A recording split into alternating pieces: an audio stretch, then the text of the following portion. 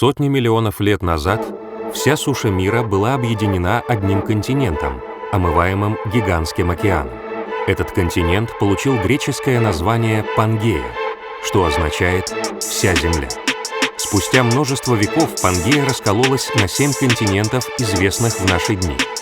Европа, Азия, Африка, Северная Америка, Южная Америка, Австралия и Антарктида. В 2018 году на каждый из них прибыл L1.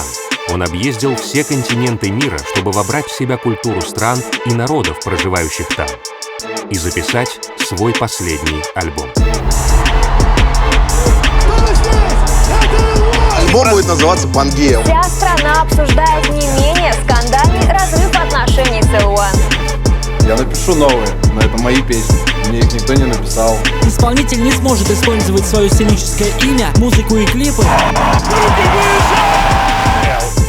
3 марта 2019 года артист представил пластинку «Пангея», но из-за разногласий с лейблом потерял имя и право исполнять свои песни на концертах.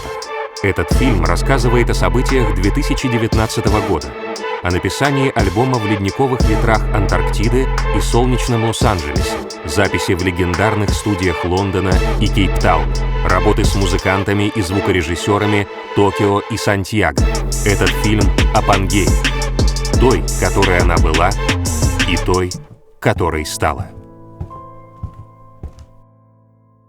В этой истории нет ничего такого загадочного или прям вдохновляющего.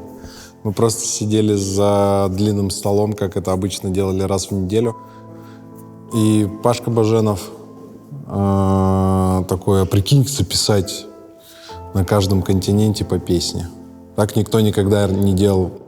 Мне кажется, в очередном каком-то креативном собрании, в которых мы сотни делали, мне кажется, это идея промелькнула. Мы начали ее разгонять, и в итоге, мне кажется, и родилась такая в общем сознании идея, желание. Лёва очень любит подхватывать супер идеи, которые на первый взгляд нереализуемы. И, собственно, круто, что это получилось. Я услышал эту идею, я непосредственно находился в кабинете, в котором шло собрание. Честно говоря, я сразу подумал, что идея бомба. Надо делать. Я увидел, что, и Ливан отреагировал. Я увидел по его глазам, что все. Это точно состоится. Бешеная идея. Если за это взялся Ливан, то это было понятно, что он это выполнит. Соответственно, так и вышло. Название «Пангея» появилось не сразу, потому что, я говорю, это была просто идея, записать по песне на каждом континенте и попробовать попасть в книгу рекордов Гиннесса. Мы потом пытались это сделать.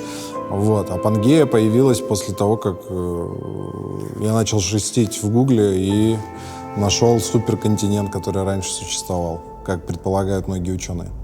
Я думаю, что, как и все идеи, конечно же, мы думали, что она реализуема. Можно было сразу загрузиться, долго, тяжело, нереально, нужны деньги, что-то еще.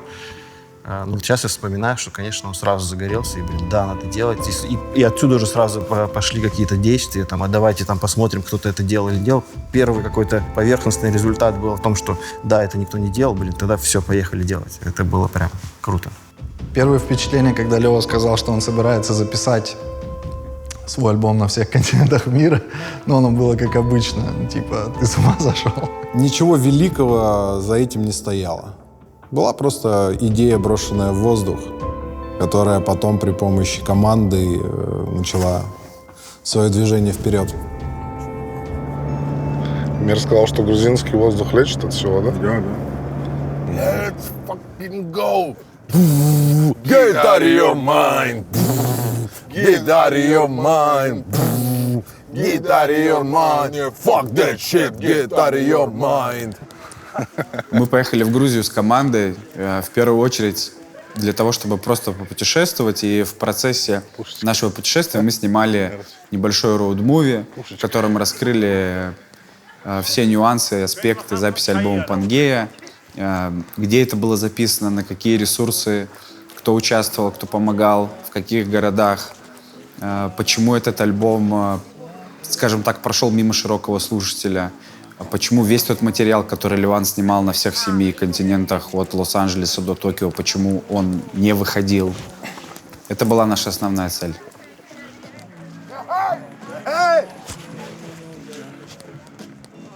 Это Мираби, Илья, Стас и Ливан здесь!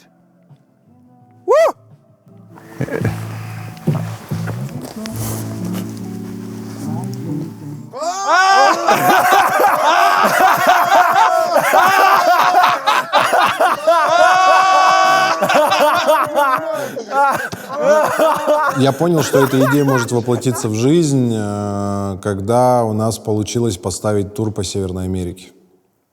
То есть Северная Америка была такой очень важной точкой, отправной во всем этом проекте, во всем этом альбоме, потому что я понимал, что если я уже попадаю, значит, в Северную Америку, я там могу оказаться на студиях, попробовать что-то написать, и вот благодаря, наверное, этому туру все это и случилось. Нью-Йорк, Соединенные Штаты Америки.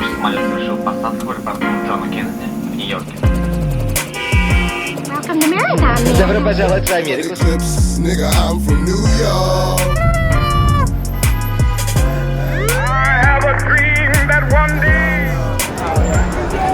Ну, начать нужно с Америки, с того, что мы собирались туда. Как мы туда собирались? У нас было 8 человек, и это была такая большая тусовка.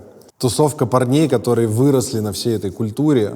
Баскетбола, рэпа, я не знаю, фильмов, нью-йоркских небоскребов, лос-анджелесского пляжа. И вдруг у них есть эта возможность увидеть, и увидеть это еще и с профессиональной точки зрения. Мы собирались туда как на день рождения, короче. Наделали курток клубных, погнали. И первое впечатление, конечно, что мы баскетбольная команда, на которую все обращают внимание. Первое впечатление, когда мы прилетели в Америку, у меня сразу начались, не знаю, когда мы там спускались, там такой спуск идет на таможню.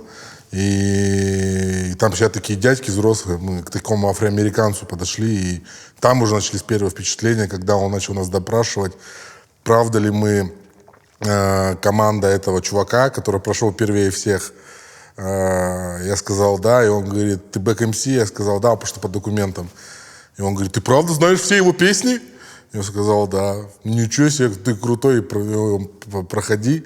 И мы пошли, нас встретили, мы сели в такси, и уже оттуда начались впечатления. Ну, как бы я оказался в том месте, о котором я смотрел, слышал кучу всего.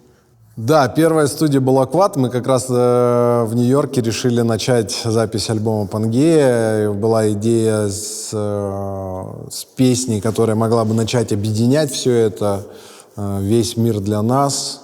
Как бы я много разных студий видел. Зачастую это пульты, колонки, звукоинженер. Самое прикольное — это была комната отдыха. Она была малюсенькой, и из нее окна вели на Таймс-сквер, и ты мог вылазить из этого окна, видеть всю эту красоту и заходить обратно на студию с этой энергией и что-то делать. И что прикольно было, несмотря на мой very good English, у нас получалось хоть как-то общаться со звукоинженером. Он был в такой характерной кепке Нью-Йорк Никс, естественно, был болельщиком этой команды.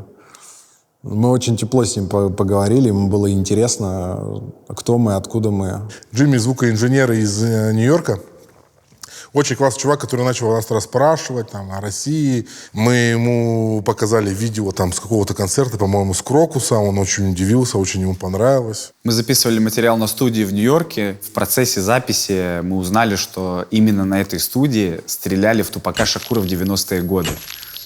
Для любого человека, который вырос в 90-е годы, либо формировался в 90-е годы и слушал рэп, Тупак Шакур — это абсолютно каноническая фигура, и это абсолютно легендарное обстоятельство. This is the studio where, when he was in New York, when Tupac got shot, that was here. That was in the elevator. Oh, okay. Я же сказал снизу. Помнишь, ты говорил?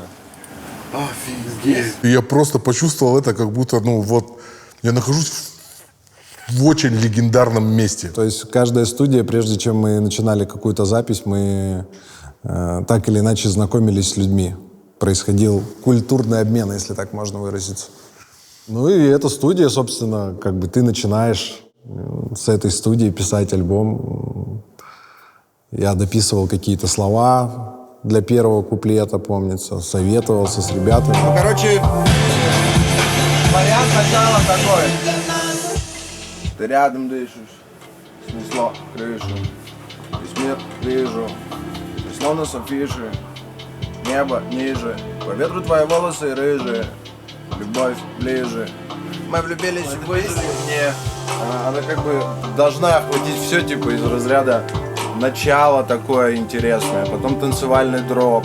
После этого ты должен, ну, как бы, мне кажется, их, типа, чуть-чуть успокоить, чтобы настроение сменилось. В конце я их опять вывожу в танец. Видишь, он на другом языке разговаривает, Миш. Смотри, тут дядя. Здорово, Миха! Мои первые впечатления о треке «Весь мир для нас», я услышал ее вместе с Ливаном, и когда ему поставил ее Костя, зарисовку только, на гастролях, припев был просто сумасшедший. Припев сразу заполнился. Не, вообще я никогда не знаю про песню, что она будет на альбоме. С песней «Весь мир для нас», конечно, было то же самое, то есть она была изначально как некий фундамент, который за собой потянет. Мы старались экспериментировать, я очень хотел смешать разные стили. Эта песня получилась даже не главной для альбома. То есть в идее она была главной. На нее сняли великолепное видео со Стасом. И, в принципе, она была первым синглом. Мы здесь сделали в Москве очень крутую арт-инсталляцию, связанную с этой песней. Но сказать, что это заглавная песня альбома, наверное, так не получится. Хотя идея была такая. И весь мир засиял, дали свет, твой секрет. Для меня это больше не секрет. Над тобой вся земля, хвост наших комет. Прикольно же звучит, без «эй». Can we listen again? Ты рядом дышишь. Ты рядом дышишь. Именно эту первую положить на мелодию. Ты рядом дышишь. А дальше уже даже можно как бы оставить эти. Битмейкер у песни «Весь мир для нас» — это диджей Буч изначально. Человек, который сделал «Локти». Он прислал этот бит. Там был уже хук в каком-то виде с другими словами, который пел Бой из Воронежа. Сначала был взят вокал женский, с которым я сделал много разных, как сказать, ну, переработок, да, перевернул там, скорость убавил. Получилась мелодия, которую я отправил Виталию Бо из Воронежа, мы тогда с ним вместе работали, и попросил его накидать какой-то текст на эту мелодию. И буквально через 2 дня он прислал вариант. Мне этот вариант понравился, и я его показал в ближайших гастролях Ливану. Ливану тоже это понравилось, и мы решили сделать просто из этого большой трек. «Весь мир для нас» писался не только на студии в Нью-Йорке, мы ее продолжили писать на студии в Лос-Анджелесе. Лос-Анджелес, Соединенные Штаты Америки.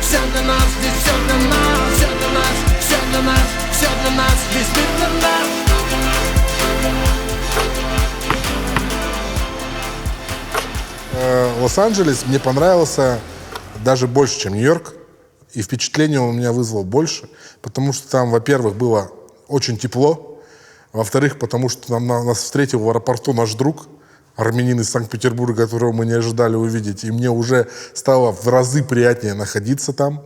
Ну и в-третьих, была классная гостиница, мы, по-моему, в Лос-Анджелесе находились больше всего дней, мы успели там и погулять, и поиграть в баскетбол, ну, что только не делали, съездить к друзьям за город. Ну, короче, Лос-Анджелес был самым классным городом из всех 6, по-моему, городов, которые мы были в Америке. Ну, студия в Лос-Анджелесе — это, конечно, тоже не просто студия, это большой студийный комплекс, на котором писались Доктор Дре, не знаю, там, Red Hot Chili Peppers, короче, там, самые большие имена, которые висят на этой студии в виде золотых, платиновых дисков. Вообще прикольно, ты, типа, идешь по Нью-Йорку или едешь по Лос-Анджелесу и такой: алло, здравствуйте, меня зовут Ливан, и у нас вот, типа, пару часов есть в вашей студии. So, it's Village Studios, yeah? My name is Ilvan. My manager Vladimir booked your studio from 6 p.m. Oh, hi. How's it going? I'm Gabe. I'm Ilvan. Nice to meet you. Знаешь, дальше бежать. И пусть мы еле дышат, но сделаем один еще шаг навстречу друг другу свободу и нашим заветным мечтам. И весь мир засиял, словно в море дали свет. Мой секрет для меня это больше не секрет. На двоих вся земля. Когда мы полетели в Америку и писали песню «Весь мир для нас», мне кажется, мы уже все знали, что будет продолжение. И будут все 7 континентов. Как бы это, знаешь, там на 70% мы это понимали. Потому что там все равно сложно было. Никто не верил, что он окажется в Антарктиде. Это просто, я не верил. Как в Антарктиде можно оказаться? Там штук пингвины живут, в моем представлении было. И, там, что он полетит в какую-нибудь Японию, Австралию. Мы все это знали. И мы знали, что это начало большого вот этого приключения по записи альбома. И «Весь мир для нас» стал, по сути, отправной точкой этого. Не только, конечно, эта песня вдохновила меня на продолжение работать над этой идеей, но она как бы зудела. Ее же, во-первых, нужно было доделать. А если ты ее доделываешь, значит, ты ее выпускаешь как первый сингл. Соответственно, она за собой должна что-то другое тащить. Она была, можно сказать, что она была локомотивом, но нельзя сказать, что эта песня была тем самым вдохновением для написания всего этого альбома. Лондон, Великобритания.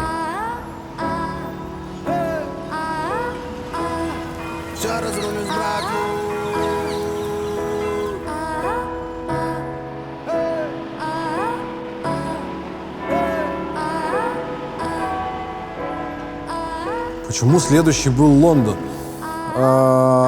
Во-первых, потому что у нас в Лондоне был концерт.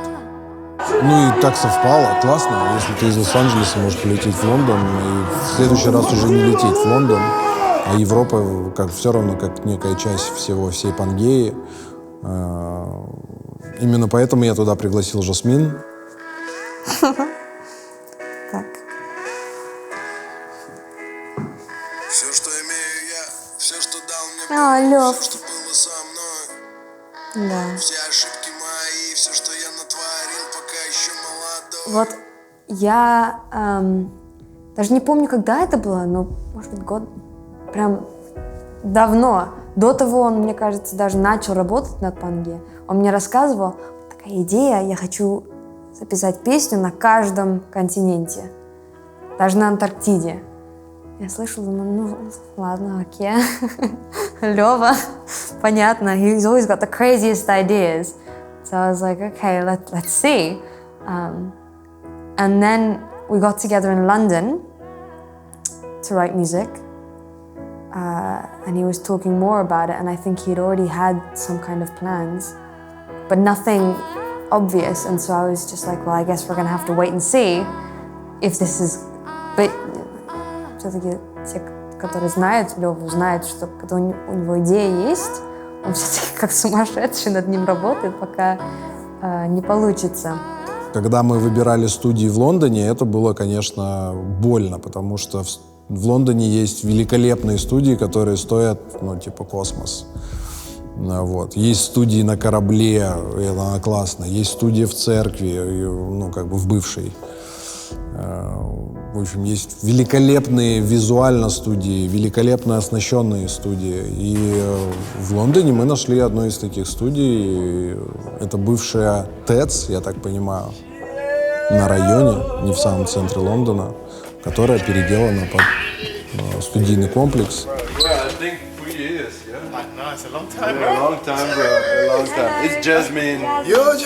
Жасмин может украсить вообще любой день недели своим пением. И еще был мой товарищ из Лондона, его зовут Оким Варман. Он клавишник, в свое время работал даже в России здесь с артистами. Поэтому мы каким-то образом познакомились. Отличная музыкальная сессия была, волшебная.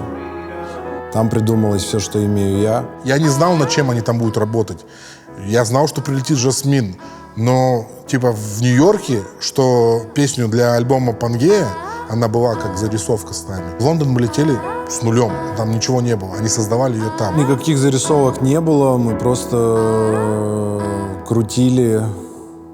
Иногда Оки садился за рояль, иногда Жасмин садилась за рояль.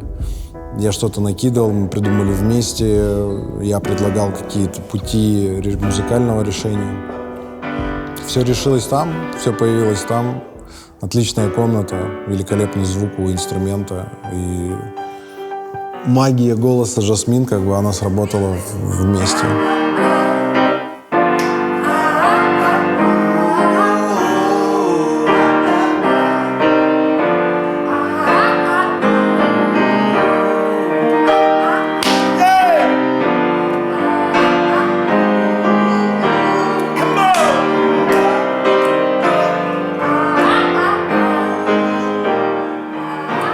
Writing a new song, trying to, and it's got lots of love in it, and it's got lots of hope in it, and hopefully it'll make the world a better place.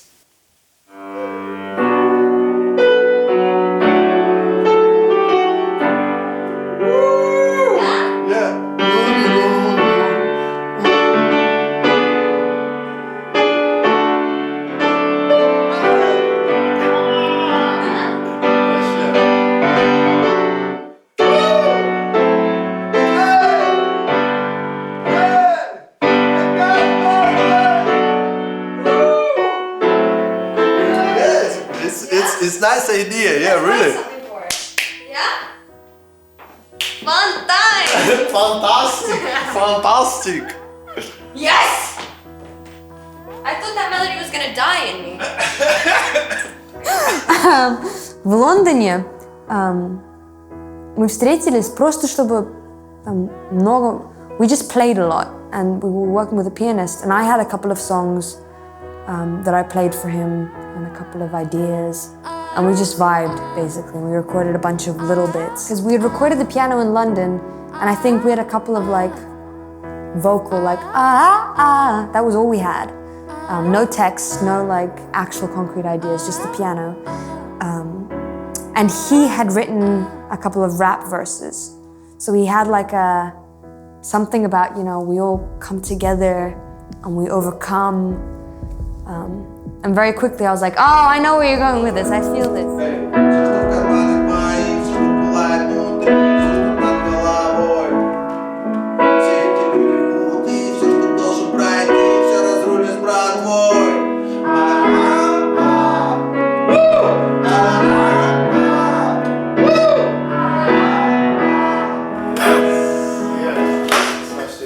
Я слышал разговор про английский язык, что Ливан там как-то говорил ей, типа, может, на русском, она говорила, может, на английском, этот спор был. В принципе, я не очень люблю такую историю, смешивать два языка, как-то так достаточно странно. Но, во-первых, на альбоме Пангея это было окей, разные языки, а во-вторых, ну, она на английском звучит тоже очень волшебно. А так как ее люди уже на альбоме «Гравитация» слышали на русском, то это было что-то новое, совершенно по-другому. И в тот момент у нее внутреннее состояние было такое, она сама, видимо, хотела на английском петь. Не знаю, если это было дело времени или просто ему правда понравилось, но он решил оставить на английском языке. И меня это очень радовало, потому что у меня акцент на русском языке, я всегда очень стесняюсь. Английский язык добавил этой песне вот этого лондонства, вот этого музыкальности именно английского и музыкальной культуры. Рояль, великолепный голос, который поет на английском языке. Ну, как бы, Адель, подвинься. Ну, как бы, классно. Идея была в том, что это его последний альбом с Black Star'ом, in any case. И это типа такой, it's like a finishing point. And I figured with this song, what I was feeling was a sense of, let's take a moment and think, whoa, look, and this isn't goodbye, and you know, it's just like I can never express myself the way that I do in songs, so I'm having trouble finding the words, but the song says it, I think. The song says it. We can record Yeah. As long as I know.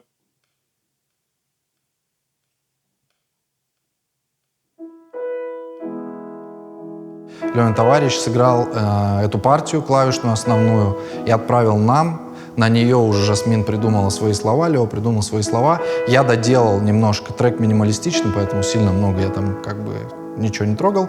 В конце там вступают барабаны, ударные и бас. Ну, что-то мы доделали, сделали развитие. Получился классный трек. Опять же, эта песня идет к тем песням, к Фениксу, к Удаче, потому что, ну, невероятно классная песня, которая тоже не получила должного внимания. И даже по этой песне мы ездили просто на гастроли, нас просили эту одну песню спеть.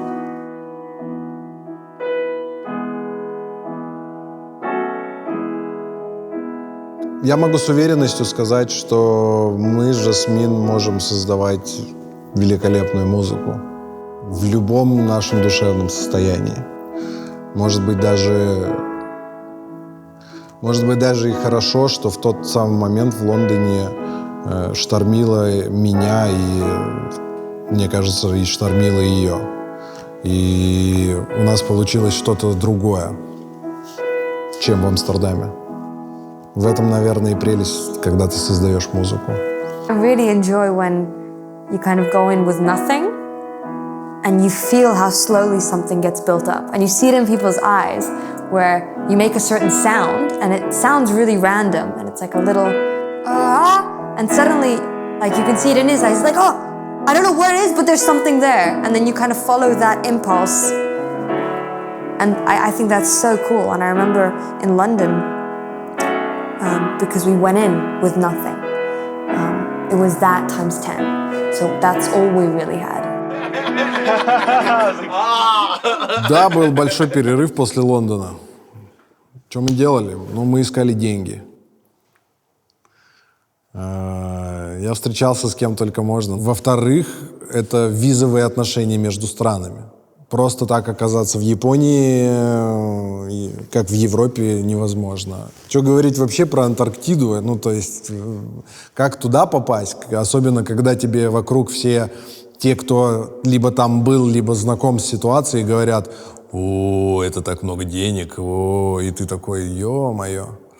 А без Антарктиды как бы вообще это не сложилось. Изначально была не Япония, был Китай. То есть вот эти все варианты, вот это совмещение географии, визы, работы, денег. И когда вдруг замаячил остров Сахалин, куда мы должны были полететь, собственно, с WorldSkills, соединилось это, что Сахалин-то рядом с Японией. А давайте все-таки попытаемся найти денег, полететь в Японию, из Японии там в Австралию там, или еще как-то, и все. И мы уже точно поняли, что это не Китай, Токио. Токио, Япония. Моя молодость лет как бланк. Моя молодость лет как бланк. Моя молодость. В Японию я летел вообще один. Со мной не было человека, который администрирует этот процесс, не было Стаса. Мы летали маленькой группой, но, тем не менее, как, знаешь, как три друга, которым все по плечу. Я летел из Сахалина в Токио на авиакомпании «Якутия». Как так случилось, я не знаю, но мне было это вдвойне приятнее, потому что, типа, вот, я лечу делать свое, там, одно из главных дел своей жизни на самолете, на котором написано «Якутия», где я прожил большую часть своей жизни на тот момент. Очень много эмоций этот город оставил, и хотелось бы побыть там намного дольше, чем мы побыли. Потом прилетел Ярослав. Ну, прямо скажем, что началось все с Южно-Сахалинска, откуда мы отправились непосредственно в Токио. И в Токио мы прилетели с Ливаном с разницей в один день из-за визовых вопросов.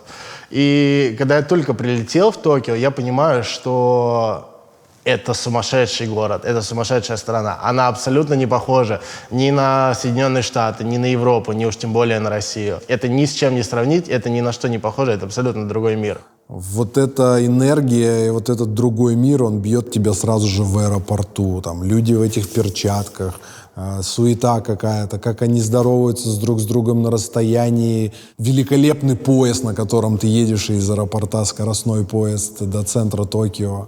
Такси, двери открываются автоматически, задние двери у таксистов. А заднее сиденье вот в таких рюшечках кружевных, водитель в этих перчатках. Ты ему показываешь на телефоне, каким-то образом добираешься до этого 3-звездочного отеля, который, собственно, такой длинный, как ты. Ну, как бы ты удивлен всему, что происходит вокруг тебя. Мы нашли переводчицу, потому что в Японии на английском языке очень сложно разговаривают.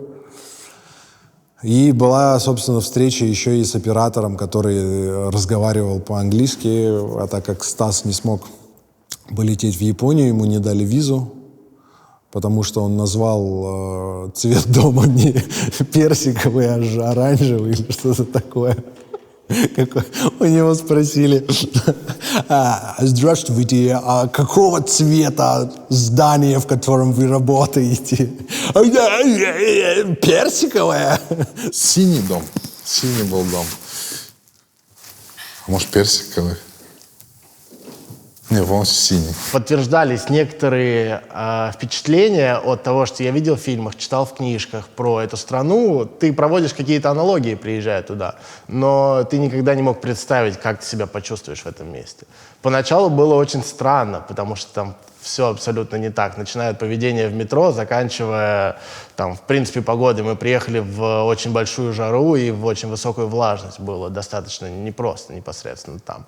И были действительно впечатлены городом, но было понимание, чтобы понять настоящую Японию, нужно уезжать из столицы и смотреть, как люди живут вне столицы, конечно. В Японии популярен рок или там условный кей-поп какой-то, ну, в общем, немного не про меня. Есть японский великолепный джаз, но как бы джаз не олицетворяет Японию ни разу. А культурный музыкальный слой Японии, он достаточно специфичен в плане инструментов и в плане игры, поэтому его использовать в рэпе мы не смогли. «Тлеет как бланк моя молодость». Очень, как бы, он такой, мытарства были очень сильные муки, потому что Лёва буквально там через неделю или две улетал в Японию уже записывать это все там. А у нас не было даже, ну, как бы, даже скелета трека, даже идеи. И мы пробовали японские мотивы. Там даже мы думали переключиться на Китай. В общем, на разные азиатские страны. И случайно абсолютно, то есть Коля, наш клавишник, сел играть в эмулятор на айфоне. И я услышал этот сэмпл. И все, мы зацепились за него, начали развивать, и вот получился трек, получился бит. Ты знаешь, что в Японии не здороваются за руки? Мы приехали на студию, время где-то часов 9-10 утра. Пришлось с самого раннего утра, потому что вечером улетали в Сидней. И нас встретил хозяин студии. Я такой, недолго думаю, такой: Ливан.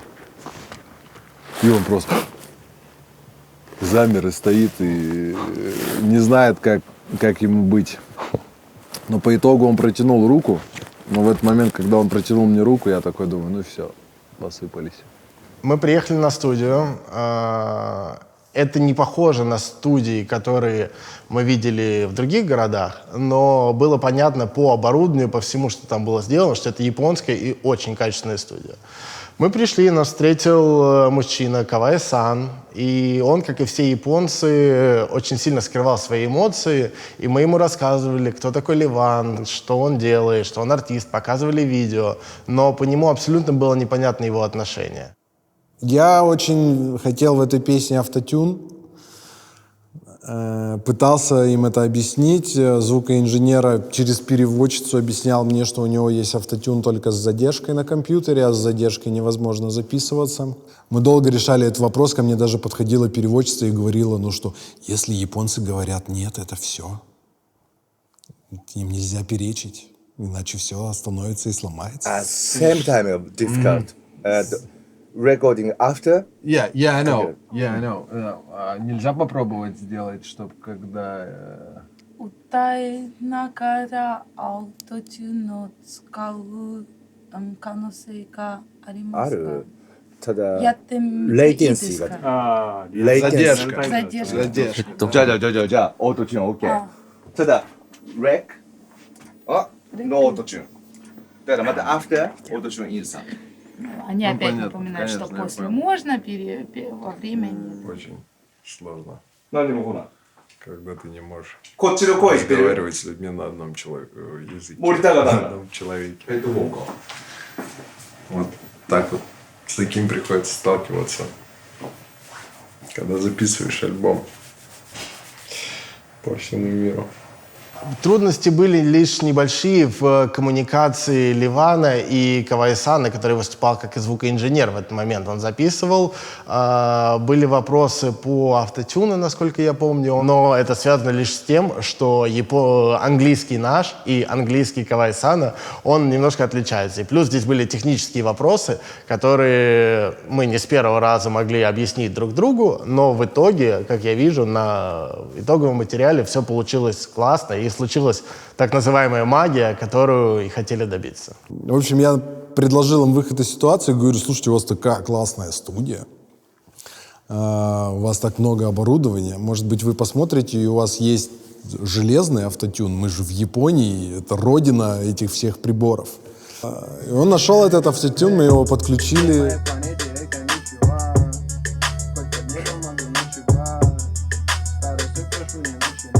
Тлеет как блант моя молодость, тлеет как блант моя молодость.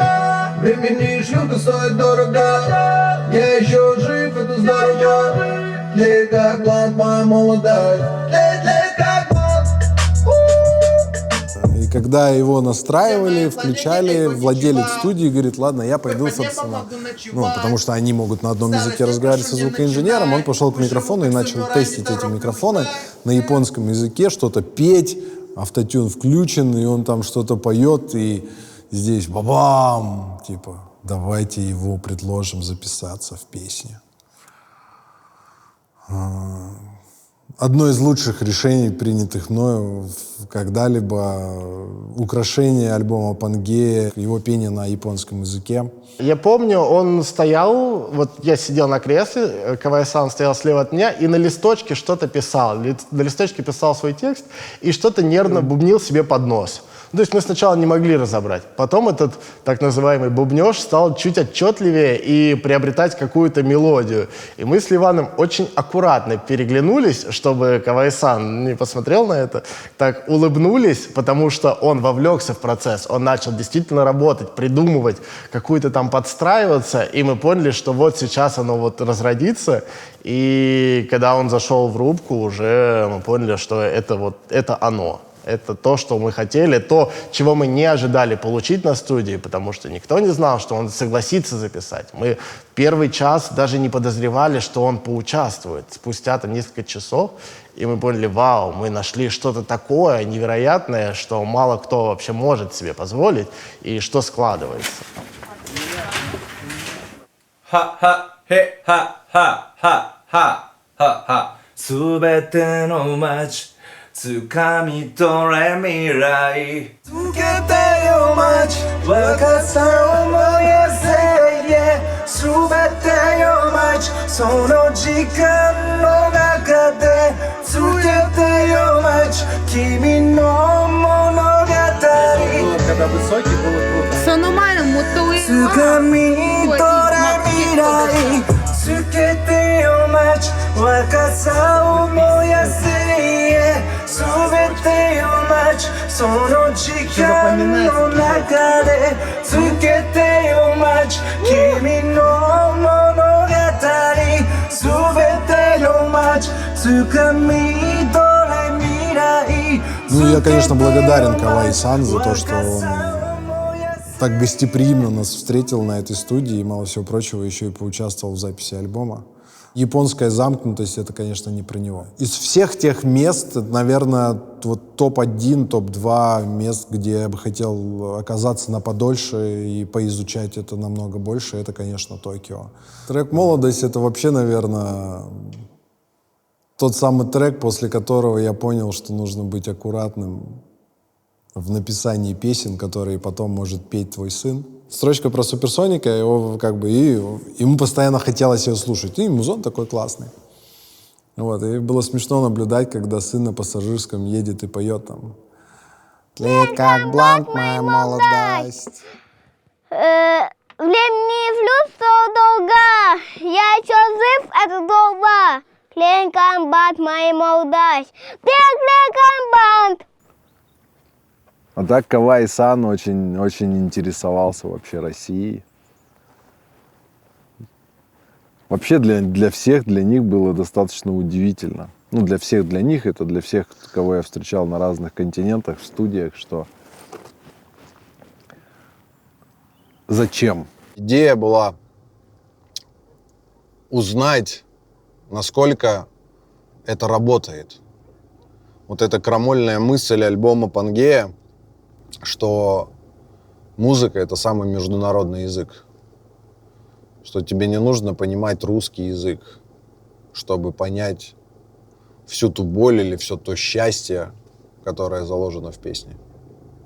Я хочу вина. Ну что, кроме меня никто не хочет вина? С удовольствием. Я бурбон. А то вы еда, женщины. А без вина это не работает. Еда, женщины, природа, застолье. Что у тебя без вина не работает? В Сиднее или в Южной Африке вы записали в Загребе песню «Родилась идея»? Это было в Австралии, да. Это было на берегу океана? Да, я написал припев прямо там, я сижу где-то на краю.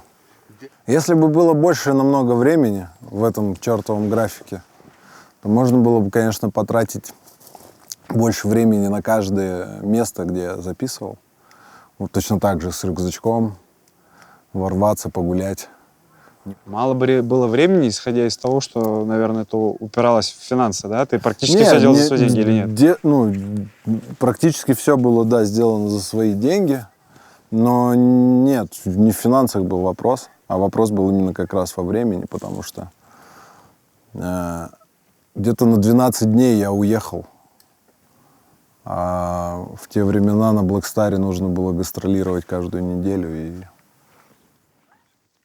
Но, то есть, ты же сам кайфовал от такого графика в какой-то степени, да? И ты проповедовал об этом, там, режим Терминатора, все такое прочее.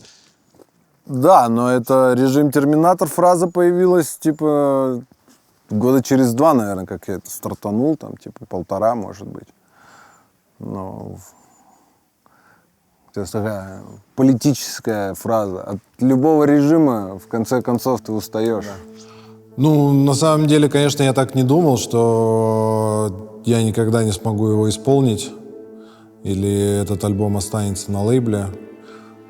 Такие мысли меня точно не посещали, несмотря на то, что в 2016 году на концерте в Крокусе я как-то уже, наверное, предвосхищал события. То есть, ну, если так можно выразиться, это не то, что пессимистические были настроения, но это некая фатальность точки выхода из контракта. Она как-то преследовала меня на протяжении всего контракта. Я понимал, что просто так, конечно, ничего не произойдет. Но что я никогда не смогу спеть этот альбом, его выпустив. У нас просто в мужском разговоре с руководством лейбла я дал слово, что я выпущу этот альбом на лейбле. И я сдержал это слово. Я выпустил его в последний день контракта. По окончанию контракта была надежда, что, конечно же, они договорятся, конечно же, разойдутся миром, потому что, ну, для меня лично не секрет, для многих моих знакомых, друзей не секрет, что в тот момент, когда Леван пришел в эту компанию, он дал ей тоже очень много, так как и они потом на протяжении 7 лет давали ему. Это было взаимовыгодное сотрудничество. Я думал, когда так между людьми происходит ситуация, когда и те выигрывают, и эти выигрывают, в конце они могут договориться. Но так не произошло. Я думаю, что он просто хотел сделать классную музыку, которая, какие бы права у него не отобрали, какие бы там имена у него не отобрали, она все равно принадлежит ему. Она создана им, создана всеми нами, и это его песня, что бы там ни было. Что бы у него не отняли, не запретили, все равно он выпустил этот альбом. Его выпустил он. Сидней, Австралия.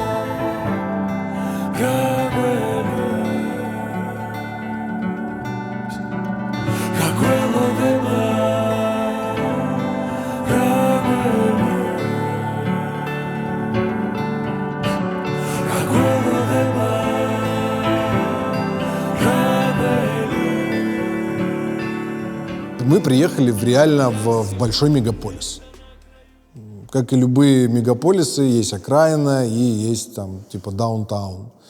И когда ты идешь по Сиднею, ну, это там условно Чикаго, я не знаю, Нью-Йорк отдаленно. Ну, это очень сильно напоминает какие-то большие крупные мегаполисы на Западе.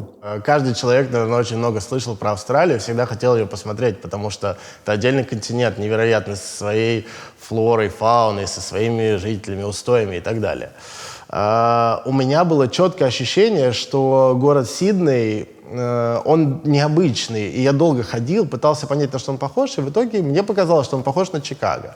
При этом он в некоторой степени достаточно европейский, очень открытый, свободный. Там есть деловой центр, очень много зелени, люди чувствуют себя очень свободно, и это в первую очередь подкупило. Там тепло, люди улыбаются, в хорошем настроении все время ходят.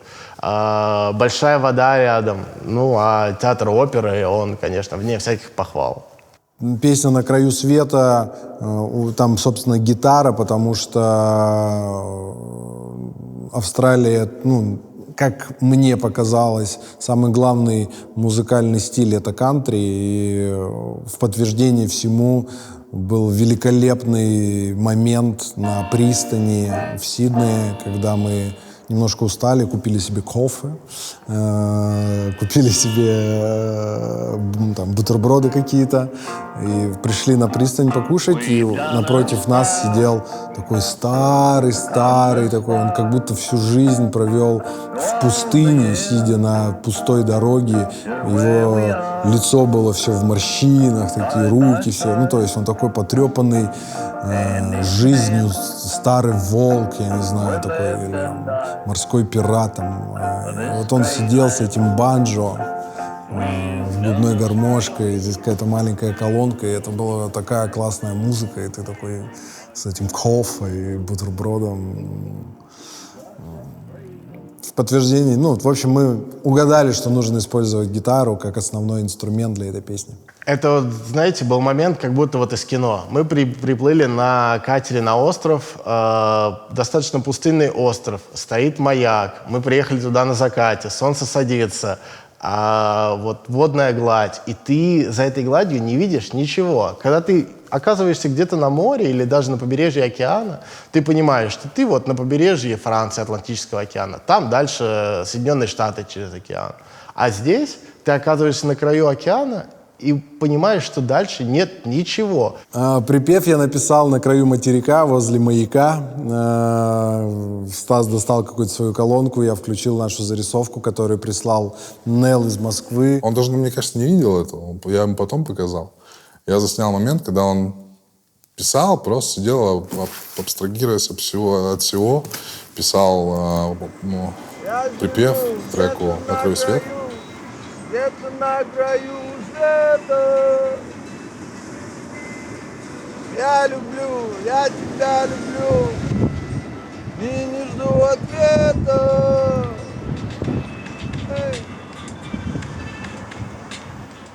Все было действительно как в кино. Был маяк, был закат, Ливан сел на краю скалы. И если бы я обладал какими-то талантами, как музыкант или что-то еще, ну, там точно бы что-то родилось, потому что это то место, которое тебя вдохновляет и наполняет полностью. Я не сомневался, что здесь что-то родится такое, о чем мы будем потом долго и с удовольствием вспоминать. В общем, студия в Австралии, она была в здании от Universal. Грэнд, это, собственно, звукоинженер. Сначала он с настороженностью как бы встретил этих холодных, бородатых русских, которые зачем-то приехали в Австралию записывать свою песню. Cool. Just let me know if you need anything. No Okay, stress. thank you. There's that. There's the 87s. 87s, I think, yeah, it's more comfortable for me. Yeah. We travel around the world. Yeah. And work on my new album. Oh, awesome. Yeah. In December, I go to Chile. Sick. And Antarctica. Antarctica? Are you South serious? Pole. Yeah. Because I need 7 continents. Wow. Studio session Sydney. We need 5 Australian guitars. Oh, that one?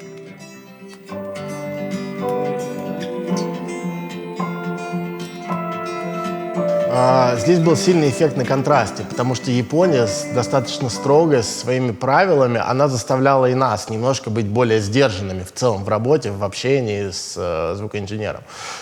Здесь же нас встретил очень приветливый и обаятельный мужчина, который вот работал с Ливаном. И там все как-то складывалось проще. Я так понял, что он такой...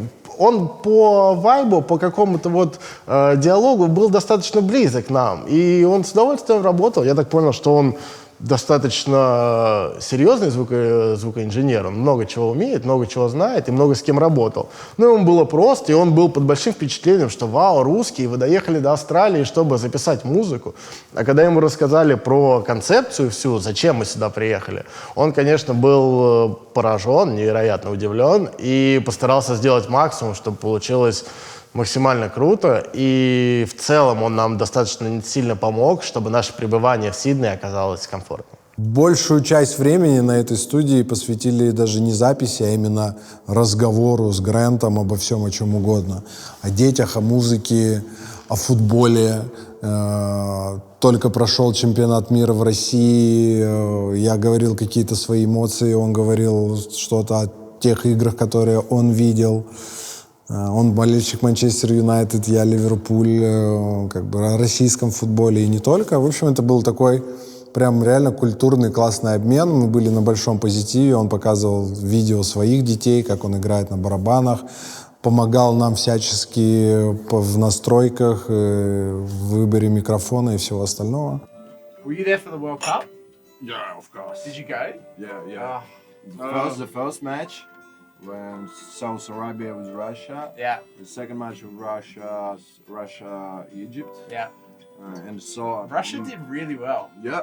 Yeah. It's a surprise for us. Yeah. Yeah, seriously. Jealous. I love. Yeah. I'm too. Yeah. Which team in England?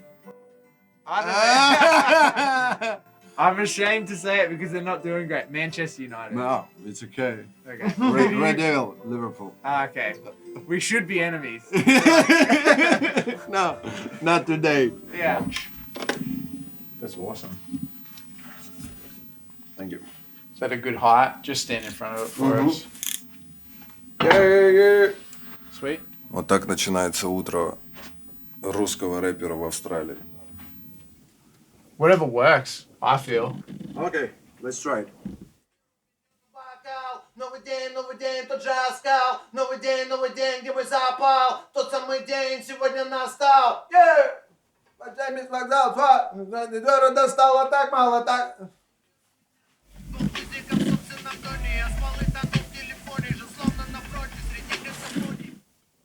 Пусть ветер унесет эту песню, пусть ветер унесет.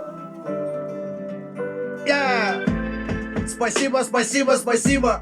Моя жизнь навсегда изменилась. Убегаю с вещами с вокзала. Мне города стало так мало. Я сижу где-то на краю света.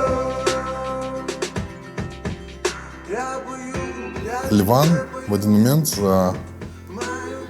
вспомнил группу, с которой, я так понял, он давно хотел записаться, сделать что-то.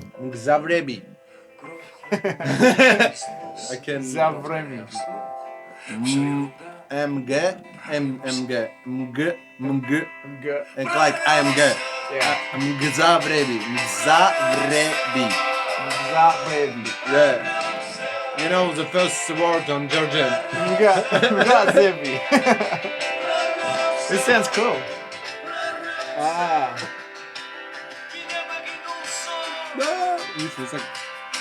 I don't.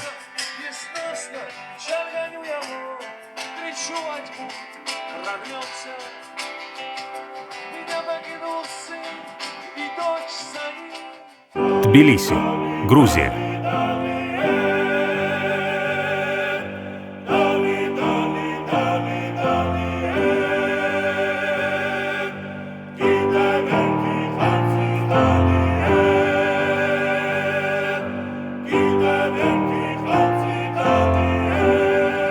Грузия — это неотъемлемая часть меня, и я хотел географически зафиксировать присутствие и создание песен непосредственно в Грузии, точно так же, как в Японии, в Америке, в Лондоне, в Москве и так далее. Это, наверное, первая причина. Но я не хотел ехать туда надолго, у меня было совсем мало времени, я хотел ехать туда вообще на один день, но позвонив директору коллектива и договорившись, мы уже договорились о том, что все окей, да, там у них есть студия, я прилетаю, мы записываем песню и улетаем. Он сказал: нет, сначала ты приедешь, и мы познакомимся. Один день нужно знакомиться и только потом записываться.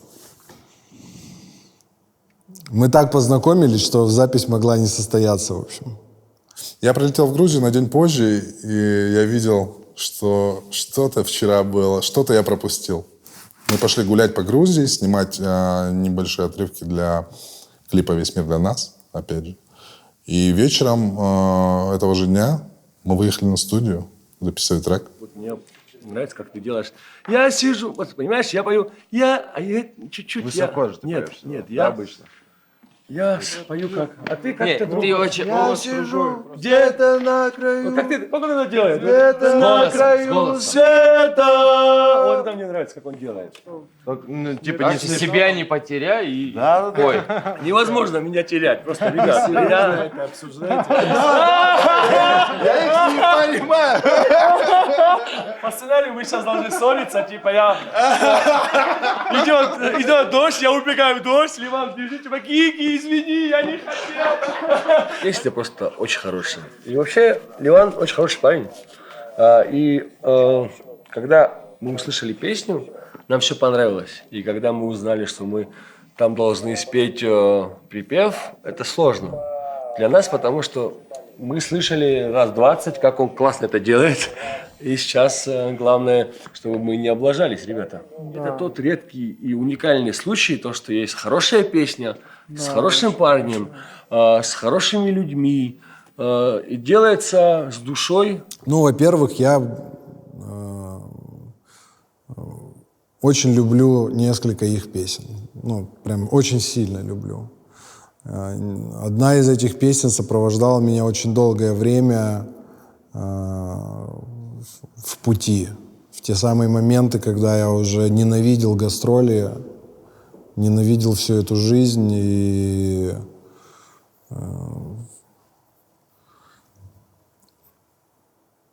сидел не в настроении в самолете, я включал песню «Прорвемся», и она мне очень сильно помогала. Вот. И, ну, вот их вот некий свет в голосах, который я слышу, мне хотелось привнести в эту песню. И мало всего прочего, открывая альбом с грузинского хора, я хотел, чтобы грузины в этом альбоме помимо грузинского языка спели еще на русском языке. Ну, получилось классно. Знаете, вот сейчас альбом Пангея – это альбом о всех нас, да, о людях. Ни по национальности, ни по вероисповеданию, ни кто где живет. А в целом о человеке, потому что мы думаем, или нам говорят, что мы такие типа разные. Не, мы очень похожи. Мы люди. И где бы мы ни жили, на каком языке мы не разговаривали, во что бы мы ни верили, какого пола бы мы не были, и сколько в карманах денег не было, все равно мы остаемся людьми. И его попытка, и очень удачная попытка, я думаю, чтобы объединить это все, это очень важно. И мы рады, что мы тоже как-то в очень маленькой дозе участвуем в этом эксперименте. И мы рады, что я надеюсь, что если они оставят то, что мы спели последние 6 часов, будем рады. И все равно мы рады, что мы просто были в этом проекте. Я думаю, что это все вместе. Это такой некий букет, который может он как ромашки разбрасывать гиги в момент общения. Здесь он хихикает, здесь он серьезный, здесь он прикалывается. Да, потому что я же записывал демку. Они слушали демку. И вот те верха, куда я куда-то там попадал, ему очень сильно нравились, и его бесило, что когда он пытался уходить на эти верха, это звучало по-другому.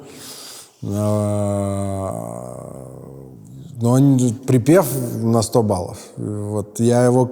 То есть здесь же ситуация в чем? Его могло это бесить, но я, на самом деле, записывая демку для этого припева, пытался пародировать его.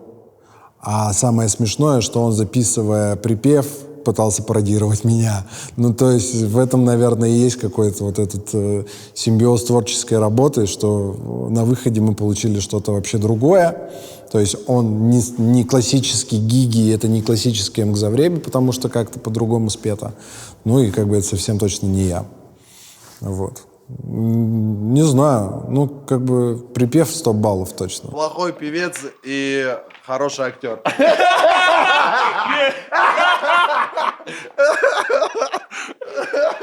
Вообще-то я бездарный актер. А я хуёвый певец, понимаешь? В этом-то и фишка. Я сижу где-то на краю света. Я пою, я тебе пою мою песню. Потому что ты именно поешь очень хорошо. То, что читаешь Кутата, мы все знаем, но типа, что ты поешь хорошо. Он очень хорошо поет. Все, отлично. Можно еще сначала, пожалуйста? Что я уже прихожу в себя, где-то послезавтра мы, если будем работать, это будет готово. Где-то на краю. Все было на таком позитиве, вот как я представляю, вот добрые грузины. Это студия, это деревянная студия, вся в дереве, ну, советская такая, паркетик, все идеальный звук, потолки, я не знаю, 10 метров, наверное. Очень круто. Записываться на студии, которая раньше называлась «Грузия фильм», точно так же, как Мосфильм у нас, да, здесь, в Москве, это тоже классно.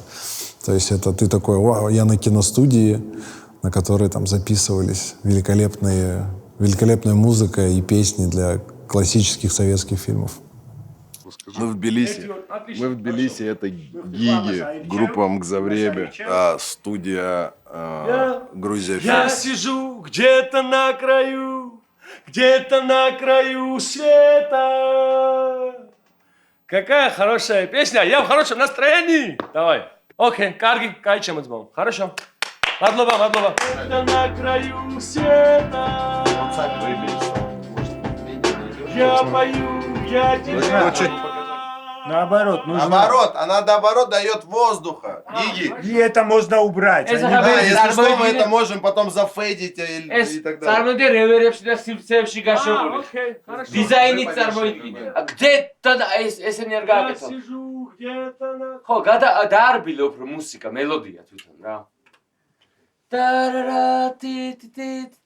Я сижу где-то на краю света. Все получилось. Припев зазвучал, как Ливан это слышал, и они придумали тут же и бридж. В песне был придуман бридж, который звучит на грузинском языке. Мы его придумывали непосредственно на студии. Нужна фраза какая-то. Ну, то есть, я имею в виду о жизни, о том, как человек любит жизнь. И чтобы это звучало в контексте всего этого альбома, который я пишу, с учетом того, что каждая песня — это как некий грузинский тост. Куда мы идем, что нас ждет. Как будет по-грузински, что нас ждет?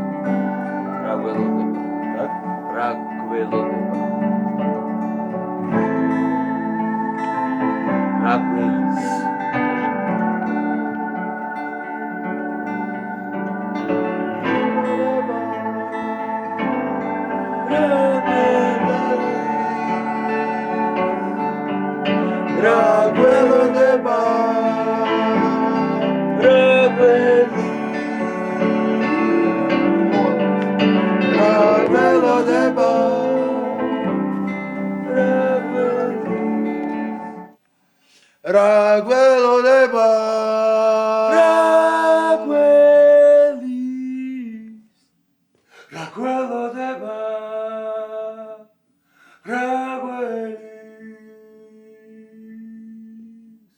Hey! Raguelo de bar. Raguelis. Aquelo levar